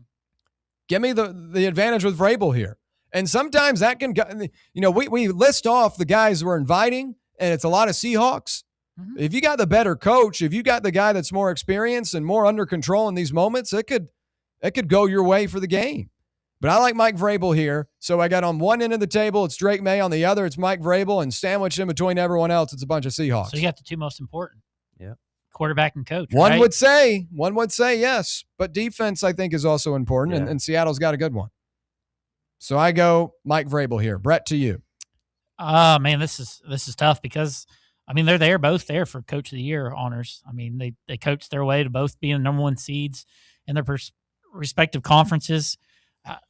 I think considering what Seattle did against that schedule puts Mike McDonald just a hair ahead of Vrabel. I know the turnaround by the Pats have been good, but again, you said look at what they've done. As far as their schedule goes, they didn't play a top 10 defense till they got to the playoffs. I think what Seattle's done in the playoffs has been a little more impressive as well. Beating the 49ers 41-6 and then beating a very good Rams team is very impressive. Outcoached McVay in that game, so I'm gonna go with McDonald in the coaching, but just slightly. So I got McDonald. Okay, well, to you. I got Vrabes. All right, 3-time Super Bowl champion. He's gone to 3, hasn't lost yet, and I think he knows what to do to get him properly prepared. I love what he's done with this turnaround. I think it's close. Obviously, Mike McDonald's had a great year. That defense looks outstanding, but I'll go with Vrabes. All right, so here is our official Super Supper attendees list. Drake May at quarterback. Running back, Kenneth Walker. Receiving core, Seattle. O-line, Seattle. Defense, Seattle. Special teams, Seattle. Coach, Mike Vrabel. So a 2-5, or I guess a 5-2 advantage for Seattle in this matchup. But again, as Brett said, the two most important things, quarterback and coach, goes to the Pats. Kickoff on Sunday, Super Bowl 60 from Santa Clara, California. Patriots and Seahawks, a rematch of the 2015 Super Bowl. That was a thriller, came down to the wire. Seattle, if they get in a situation where they can run it or throw it, I wonder what they'll do this time. Maybe Kenneth Walker is the one that walks or runs in and remembers Marshawn Lynch. Or Marshawn Lynch is watching and wishes he could have been in that spot, whatever it may be. Pats and Seahawks on Sunday, Super Bowl 60. We've got our official Super Supper done. All right, when we come back, 34 minutes, folks, until the NBA trade deadline has passed. We've got some new deals to talk about. The Clippers, seems like they're kind of unloading right now as they make a deal with Indiana. Grizzlies Interesting one. Really are involved in a trade as well. My Grizzlies with Eric Gordon. We'll talk about it all when we return right here on the Playbook.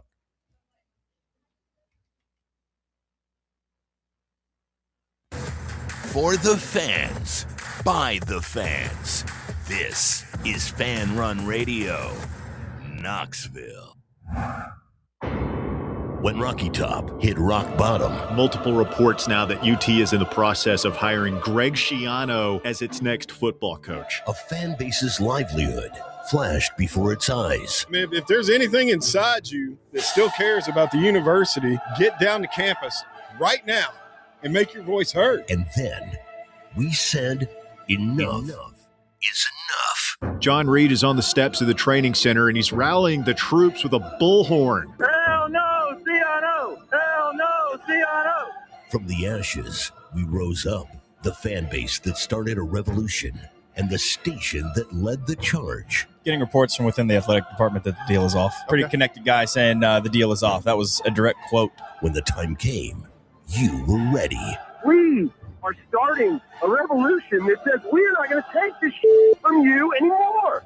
For the fans that refuse to settle. We have successfully shut this down today. This is Fox Sports Knoxville. We are the caretakers now. Fan Run Radio. Hey, Vols fans, Cody Brown here. I grew up right here in Tennessee and know what it means when someone says, I've got your back. That's why you can trust Farm Bureau Insurance of Tennessee. Whether it's your home, your vehicle, your family's future, or the business you built from the ground up, we will show up for all of your insurance needs. We are Tennesseans who understand what matters, which is doing right by you. Insurance is not all about just paperwork and policies, but it's about the people we insure every day. So if you want insurance that hits home, give me a call at 865-992-3871. Go Vols. Ball fans, reimagine your home at Broadway Carpets and Flooring for any remodeling or building needs. With a variety of carpets, rugs, hardwood, vinyl, and stone, Broadway has all the flooring and installation options you're looking for, including pet-resistant products like Pet Perfect Carpet from Shaw Floors. Visit their showroom in downtown Knoxville or the location in West Knoxville located on Kingston Pike near Pellissippi Parkway today. Welcome to Axle Logistics, where excellence isn't just a goal, it's an energy. As a leading third-party logistics company, Axle is powered by an award-winning culture built on a work hard, play hard mentality. Here, the drive for success is contagious and hard work never goes unnoticed. Whether you're just starting out or looking to level up, Axle Logistics is the place to launch your career. Join us and take your ambition to the stars. To learn more, visit axlelogistics.com.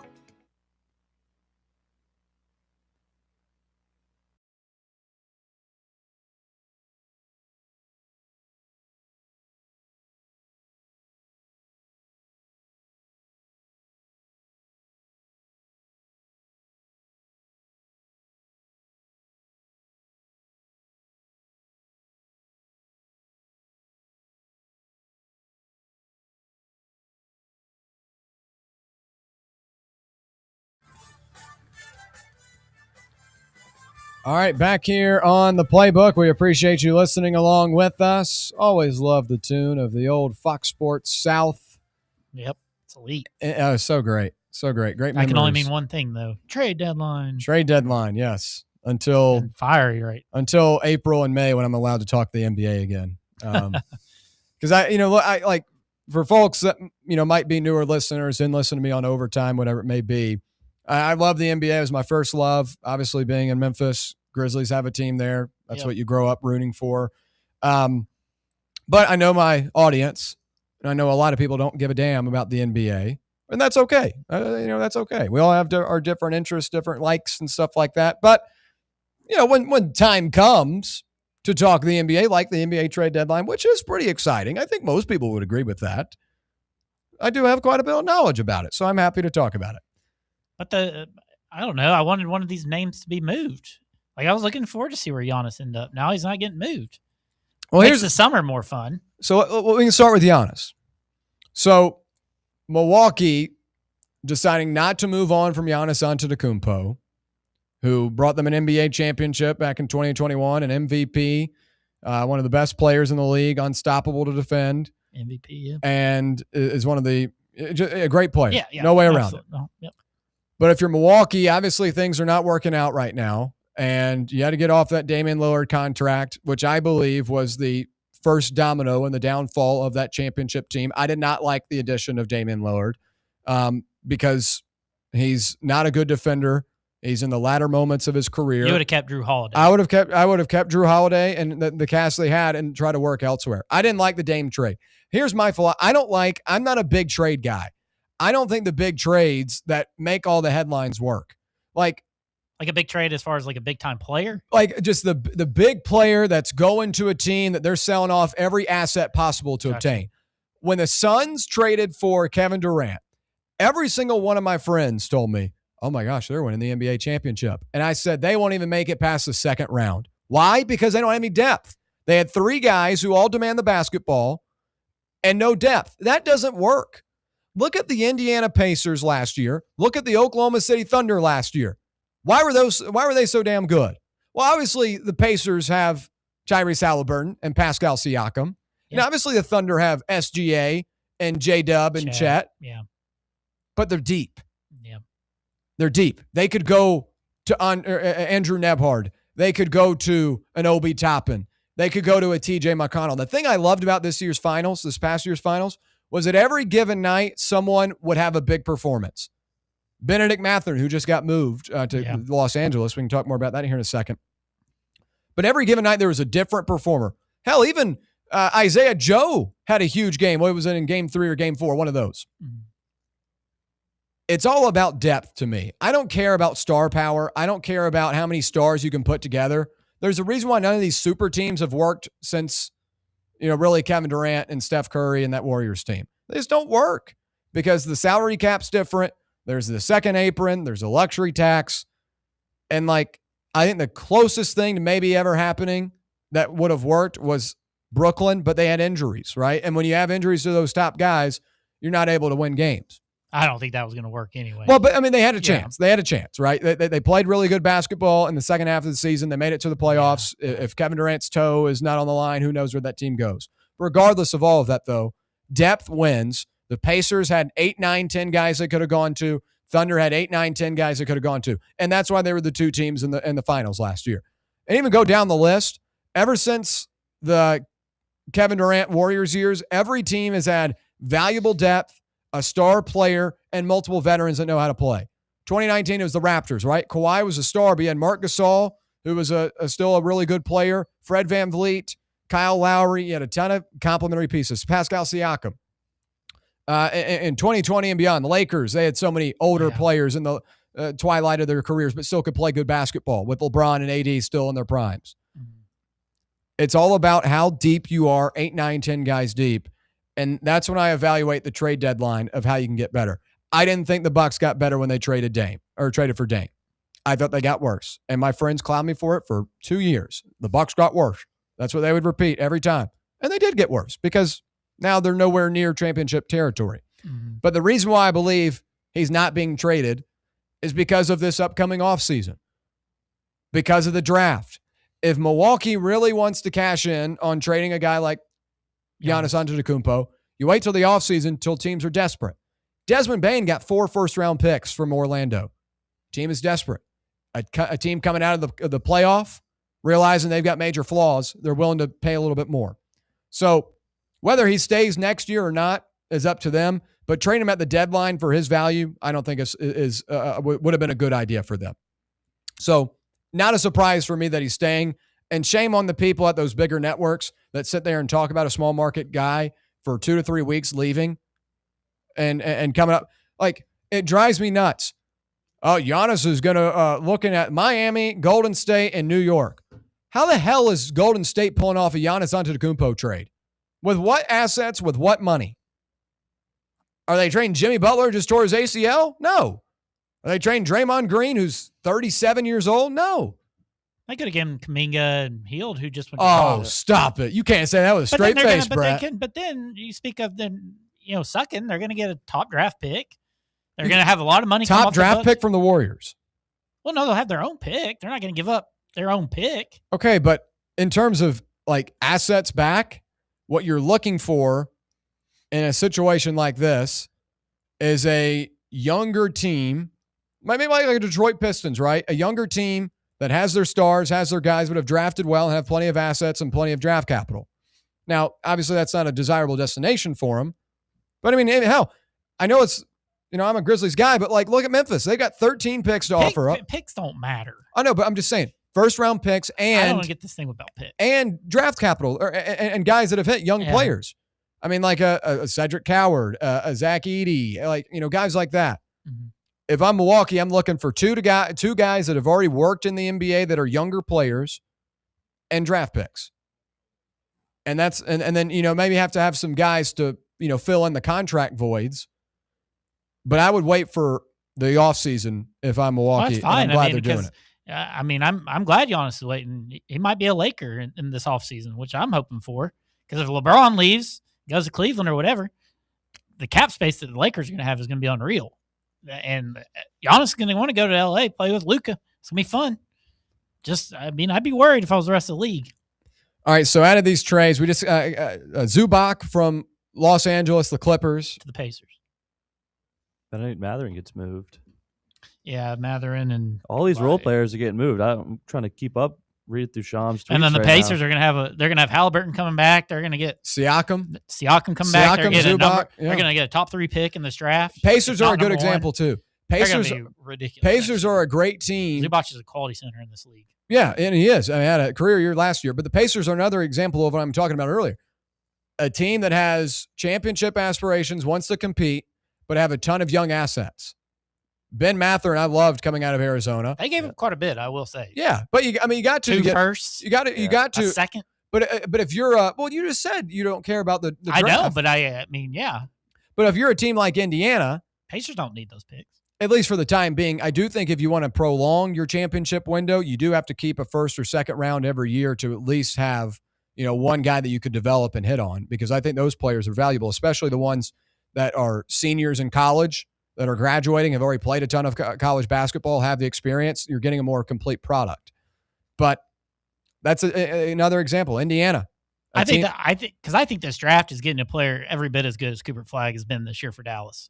So if you're in Indiana who just went to the finals like 2 years ago, you can get a Peterson, a DeBonsa, a Boozer. I mean, the list goes on and on with these guys. Top 3 right now. Yeah. So the Pacers send Benedict Mathurin, Isaiah Jackson, 2 first-rounders and a second for Zubac. It doesn't say what the first-rounders are, but yeah. I mean, we'll see what those are. But I know they wouldn't have given up. And then the Hornets just traded Tyus Jones to Dallas. Yep. He's been traded a couple times really? now. For Malachi Branham. I don't even know who that is. We got Kobe. Branham came by way in that Wizards trade. We got Kobe White as well yesterday. You see your Hornets guy? Yep.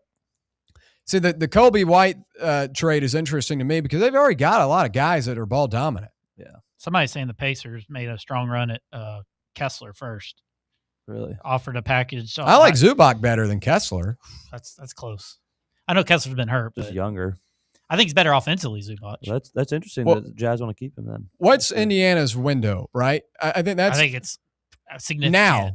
Yeah. Significant. I think it's significant. If they get a top 3 draft pick next year. They're a young team. I mean, so are you saying Siakam's older? I mean, he's probably in his 30s. That's what I'm saying. So with this current window with Siakam, I think you've got 2 to 3 years.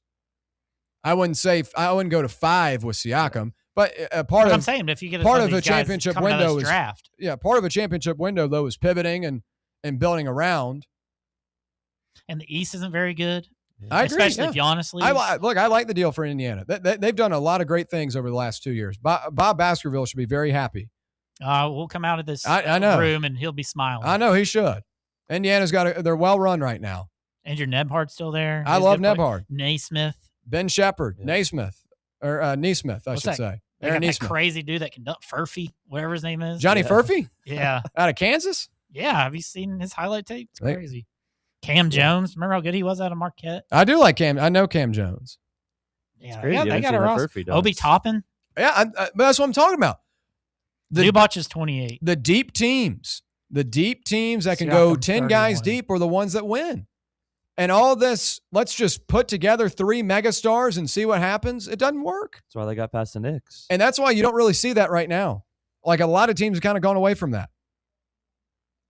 And I think there are some teams that have that kind of dynamic that aren't like Minnesota, for example, they moved on from Nickeil Alexander-Walker, and that's why they just traded for Ayo Dosunmu earlier today. That was bad. Julian Phillips was in that trade as well. Yeah, I did. Losing that Walker guy was bad news I know, for them. but you know why? Because they're paying 3 guys, high money. Randall, I don't Edwards. count that as a big 3, though. They get paid like it. That's what I'm saying. I don't, that's exactly my point. I don't look at it as a big 3, but I look at it as a team that has the same type of framework of a big 3. 3 big contracts. So the only one I was interested in seeing is if Kyrie got healthy, AD, and Cooper Flag. That would have been a nice. Yeah, that was a big deal yesterday. We didn't really touch on that. Do you like that for either team? What, the Mavericks and Wizards? I mean, it seemed like a nothing burger for me. I am interested to see the Trae Young, Anthony Davis duo out there in Washington, but it's just a losing franchise, honestly. Yeah. I mean, AD just seems like he's on the back end of his career with all the injuries. Trae Young just doesn't seem like he's not a good defensive player. He just doesn't seem like he seems more of a me guy than a team guy. So I don't know. And Dallas, I think they're just trying to build around Cooper Flag at this point. It was taking off. And I'm surprised Kyrie hadn't been mentioned in any trade rumors or anything like that. I know he's hurt, but why is his name not mentioned? He's got that contract with him too. He's hurt and got a contract. He might get moved this summer, but it's crazy. But I'm trying to think of any other moves we talked about the Harden one. I think Washington is actually kind of a fun team. I guess some good young pieces. Trae Young, Anthony Davis, Keyshawn George. I think Trey Johnson is the most fascinating out of those 3 younger players. Honestly, the best trade was probably the Jazz getting Triple J. I mean, you're going to have Kessler and Markkanen, Keontae George. Is Clarkson still there? Not Clarkson. Jaden Hardy. Did D'Angelo Russell and Jaden Hardy get moved? Or they were a part of that. They were a part of that trade. So the Wizards didn't ship them anywhere. Yeah, Russell now on his 7th team. Yeah. I was a big. We said the final thoughts and talking about the jerseys. I've got a couple of D'Angelo Russell jerseys. I was a huge D'Lo guy growing up. I loved him. Ohio State one? No, the Brooklyn, when he was with Brooklyn the first time. And it was that jersey they had where they had the creative writing on it. Yeah. I know I mentioned their names, but what do you think Atlanta and the Warriors? Porzingis going to play in anything? I think the Warriors are just grasping for straws at this point. Now, Kuminga wasn't playing. Yeah. Buddy Hield to nothing. But Kristaps is not available either. I mean, he's a spacer, and you've seen what he looks like in a really good situation in Boston. Yeah. But, man, the Warriors are just trying to do anything to keep this thing alive. I don't see it. They're not a playoff team that's going they're deep 8th right now. I mean, that's a first-round exit team right now. Yeah. Poor Curry. You know what they should do is Curry and LeBron and all they should form. They should form a 2010s team. Just say, hey, man, we're gonna lose. Kyrie, Harden. Just put the guy Chris Paul. Let him run. We're at the end of our career. LeBron and Curry. That would be fun to see if they told Chris Paul to kick rocks, basically. Oh yeah, yesterday SportsCenter was showing highlights of Chris Paul recently, and it was in his garage. Yeah, the Raptors were like, you don't even have to show up. That'd be a fun thing, though. Can you imagine just like the 2010s players say, "Hey, we got one last year left in us." Curry, they wouldn't LeBron, get through the season. Huh? They wouldn't get through the season. Give the Hornets one shot. Paul George. You putting Durant on there? Well, what kind of Paul George are we getting? The one that's shot himself up? Hey, you gotta have some energy somehow. Embiid. Yeah. They're all probably doing it. All right, so before we hit the break, best deal so far. Best deal so far. Do you have one, Brett? Yeah, it's Harden to the Cavs all day. Oh my god, that's the best move. I just love. I like James Harden. I think you put him there with Mobley and Donovan Mitchell. Tell me a better one. And we'll have a conversation. But I mean, yes, I agree. His playoffs haven't been great, but I think he can put Cleveland in the final this year. Best one just happened. What? Zubac. That's the best one. Zubac has no impact on this season. Long term, though, that's the best. What if? I'm not going to speak into existence because I don't want to get you riled up. If Jaw goes somewhere, what does that do for it? Like, what does that do? I got 14 minutes, Brett. What if he goes to the Bucks and teams up with Giannis? I don't. I don't want anything Morant is a null for me. I think you're out of the woods, man. I mean, do not say that. Do not say. I've got 14 minutes. Have you seen some of these videos of people saying? Did you see that Kendrick Perkins? I don't give a damn what Kendrick Perkins He said says. he needs to shape up in the next 2 years, or going to find himself. He needs to shape up himself and hit the treadmill. I can't believe people are saying that about Ja. Kendrick Perkins, the same guy that 2 hours ago went on ESPN and said he didn't even realize that Porzingis was still playing. Brian Windhorst, the same guy that's been telling you for 2 weeks that Giannis is getting traded. Well, sounds like the Bucks were not even close to being serious. No. So how do you do? How these guys get duped so Giannis hard? won't come out and say, "I want to be traded to this team." How did these guys get duped so hard? Everybody's trying to make the story. Yeah, clicks, man. I think Zubac is the best deal of the deadline for long term. Doesn't have to be like Indiana's beat up. Halliburton's not playing, but next year I love it for him. They lose Miles Turner in the offseason. It was a bit of a surprise. You put Harden, Donovan Mitchell, LeBron out there. Woo. Well, LeBron is a hypothetical right now. We're so set on James Harden. One more thing before we hit the break. Just James Harden to help a playoff team out. That's a laughable statement. Laughable. Did you see Nick? It only takes Wright's one, rant? man. It only takes one. James Harden in 2026 to help save a playoff team. Why would they trade for him? I think he's. I mean, it helps. Everybody says Garland's not playing right now, so I think it makes him a better team at the moment. But I wouldn't say it's the third best odds to get to the NBA Finals. Oh, good. Polly Market and Kalshi say third best odds. It only takes one time, man. Change everybody's opinion. Celtics are beating. Well, I haven't seen it. I've seen multiple times of him not doing it. I remember sitting there at my sophomore college house on 16th and Forest watching win or go home game 7. He's played the fourth most playoff and game James Harden currently. was playing yo-yo with a basketball. So who do you think beats the Cavs then? Other than the Celtics? I mean, they're yeah. I mean, because Jason Tatum may come That back. Anthony Simons trade was interesting though. To where? That was interesting. To the Bulls for Vucevic. That was a sneaky good move. I mean, I forgot about that one. They got some interior JT depth. might be coming back. I don't know. He's been weird about He's got that Kobe mentality. Yeah. All right, when we come back, we'll wrap things up. 10 minutes on the clock. We'll be right back. East Tennessee's Sports Authority. This is Fan Run Radio. Knoxville.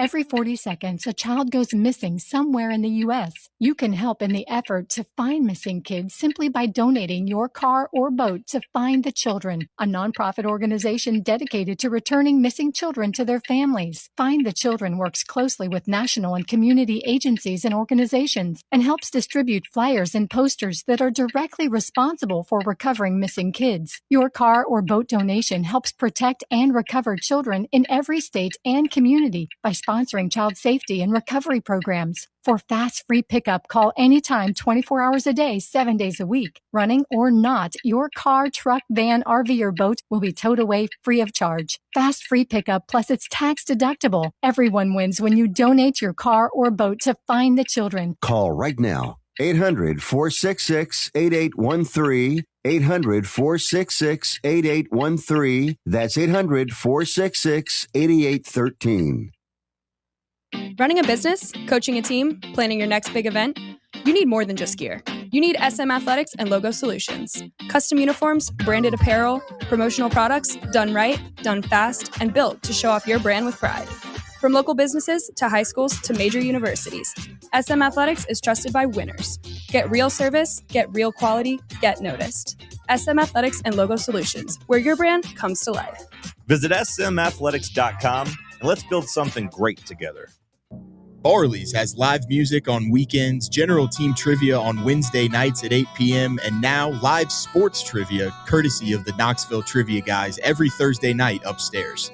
The game starts at 7 p.m. and is free to play for everyone, so head on down to the Old City and show off your sports knowledge and win gift cards to Barley's. Use those gift cards to buy some delicious food and drinks, and you can take it all in with their wide selection of TVs and indoor projectors. Barley's Tap Room and Pizzeria. You said you'd never buy your kid candy from the checkout aisle or forget extra diapers. You'd never lick your thumb to clean their face. Never, ever become a minivan mom. So when you say you'd never leave your child in a hot car, know it can happen. Cars get hot fast, and kids can be at risk in temperatures as low as 60 degrees Fahrenheit. Never happens. Before you leave the car, always stop, look, lock. Brought to you by NHTSA and the Ad Council.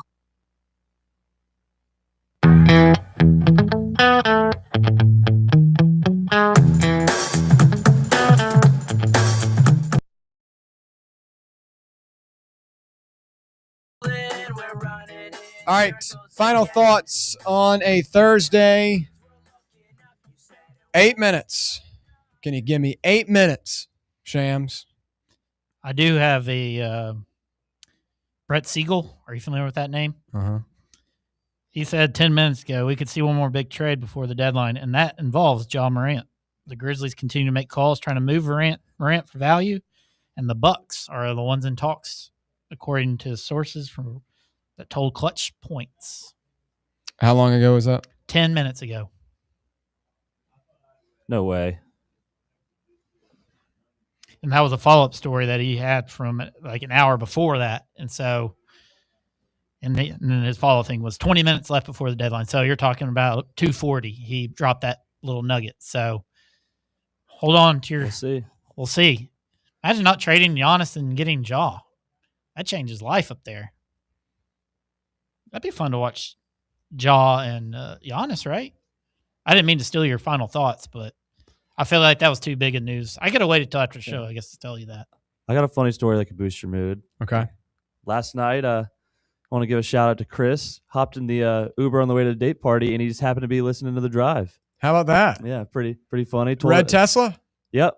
Hey, you familiar with that guy? Yeah, I know, because I've got a bunch of friends that do. His name is Chris. Yeah, he said he's familiar with John and all the guys. Well, I told him to call in, but yeah, Chris, if you're listening out there in the red Tesla, we appreciate you listening along. Did you tell him you're on the Playbook? Yeah, I told him.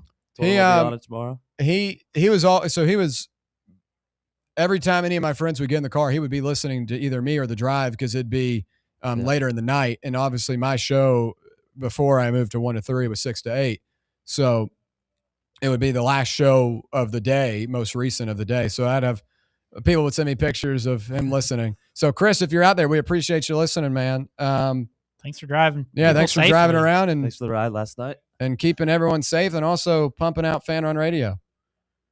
All right, that's man. awesome. All right, I'm gonna wrap it up just so we can just 5 minutes. 5 minutes, man. I mean, 5 minutes is. It's a quarter of 2K. Just give me a quarter of 2K. Get me through. I mean, if he makes it through this deadline, is he staying in the summer, or are you not going to worry about I'll that? worry about it in the summer. Okay. I'm just checking where my thing is, I want to go see him one last time. I haven't been able to go to a game this year because of work and everything. I haven't been back to Memphis but once or twice, but they didn't play Christmas week. They didn't play Thanksgiving week. They usually he are didn't, there. or he didn't. The Grizzlies were. Oh, gotcha. They're usually always there. Like I always go to the game on Blackout Wednesday, but they weren't playing Wednesday. They were in New Orleans instead. All right. Well, best of luck. Ja, please don't go. Final thoughts there. For Brett Hutlander, Will Palumbo, I'm William Pattison. We appreciate you listening along with us on Fan Run Radio. Join us again tomorrow from 1 to 3. Coming up next, it's a drive with Russell Smith, Bob Baskerville, the Bear, and Walker Smith to round out your Thursday.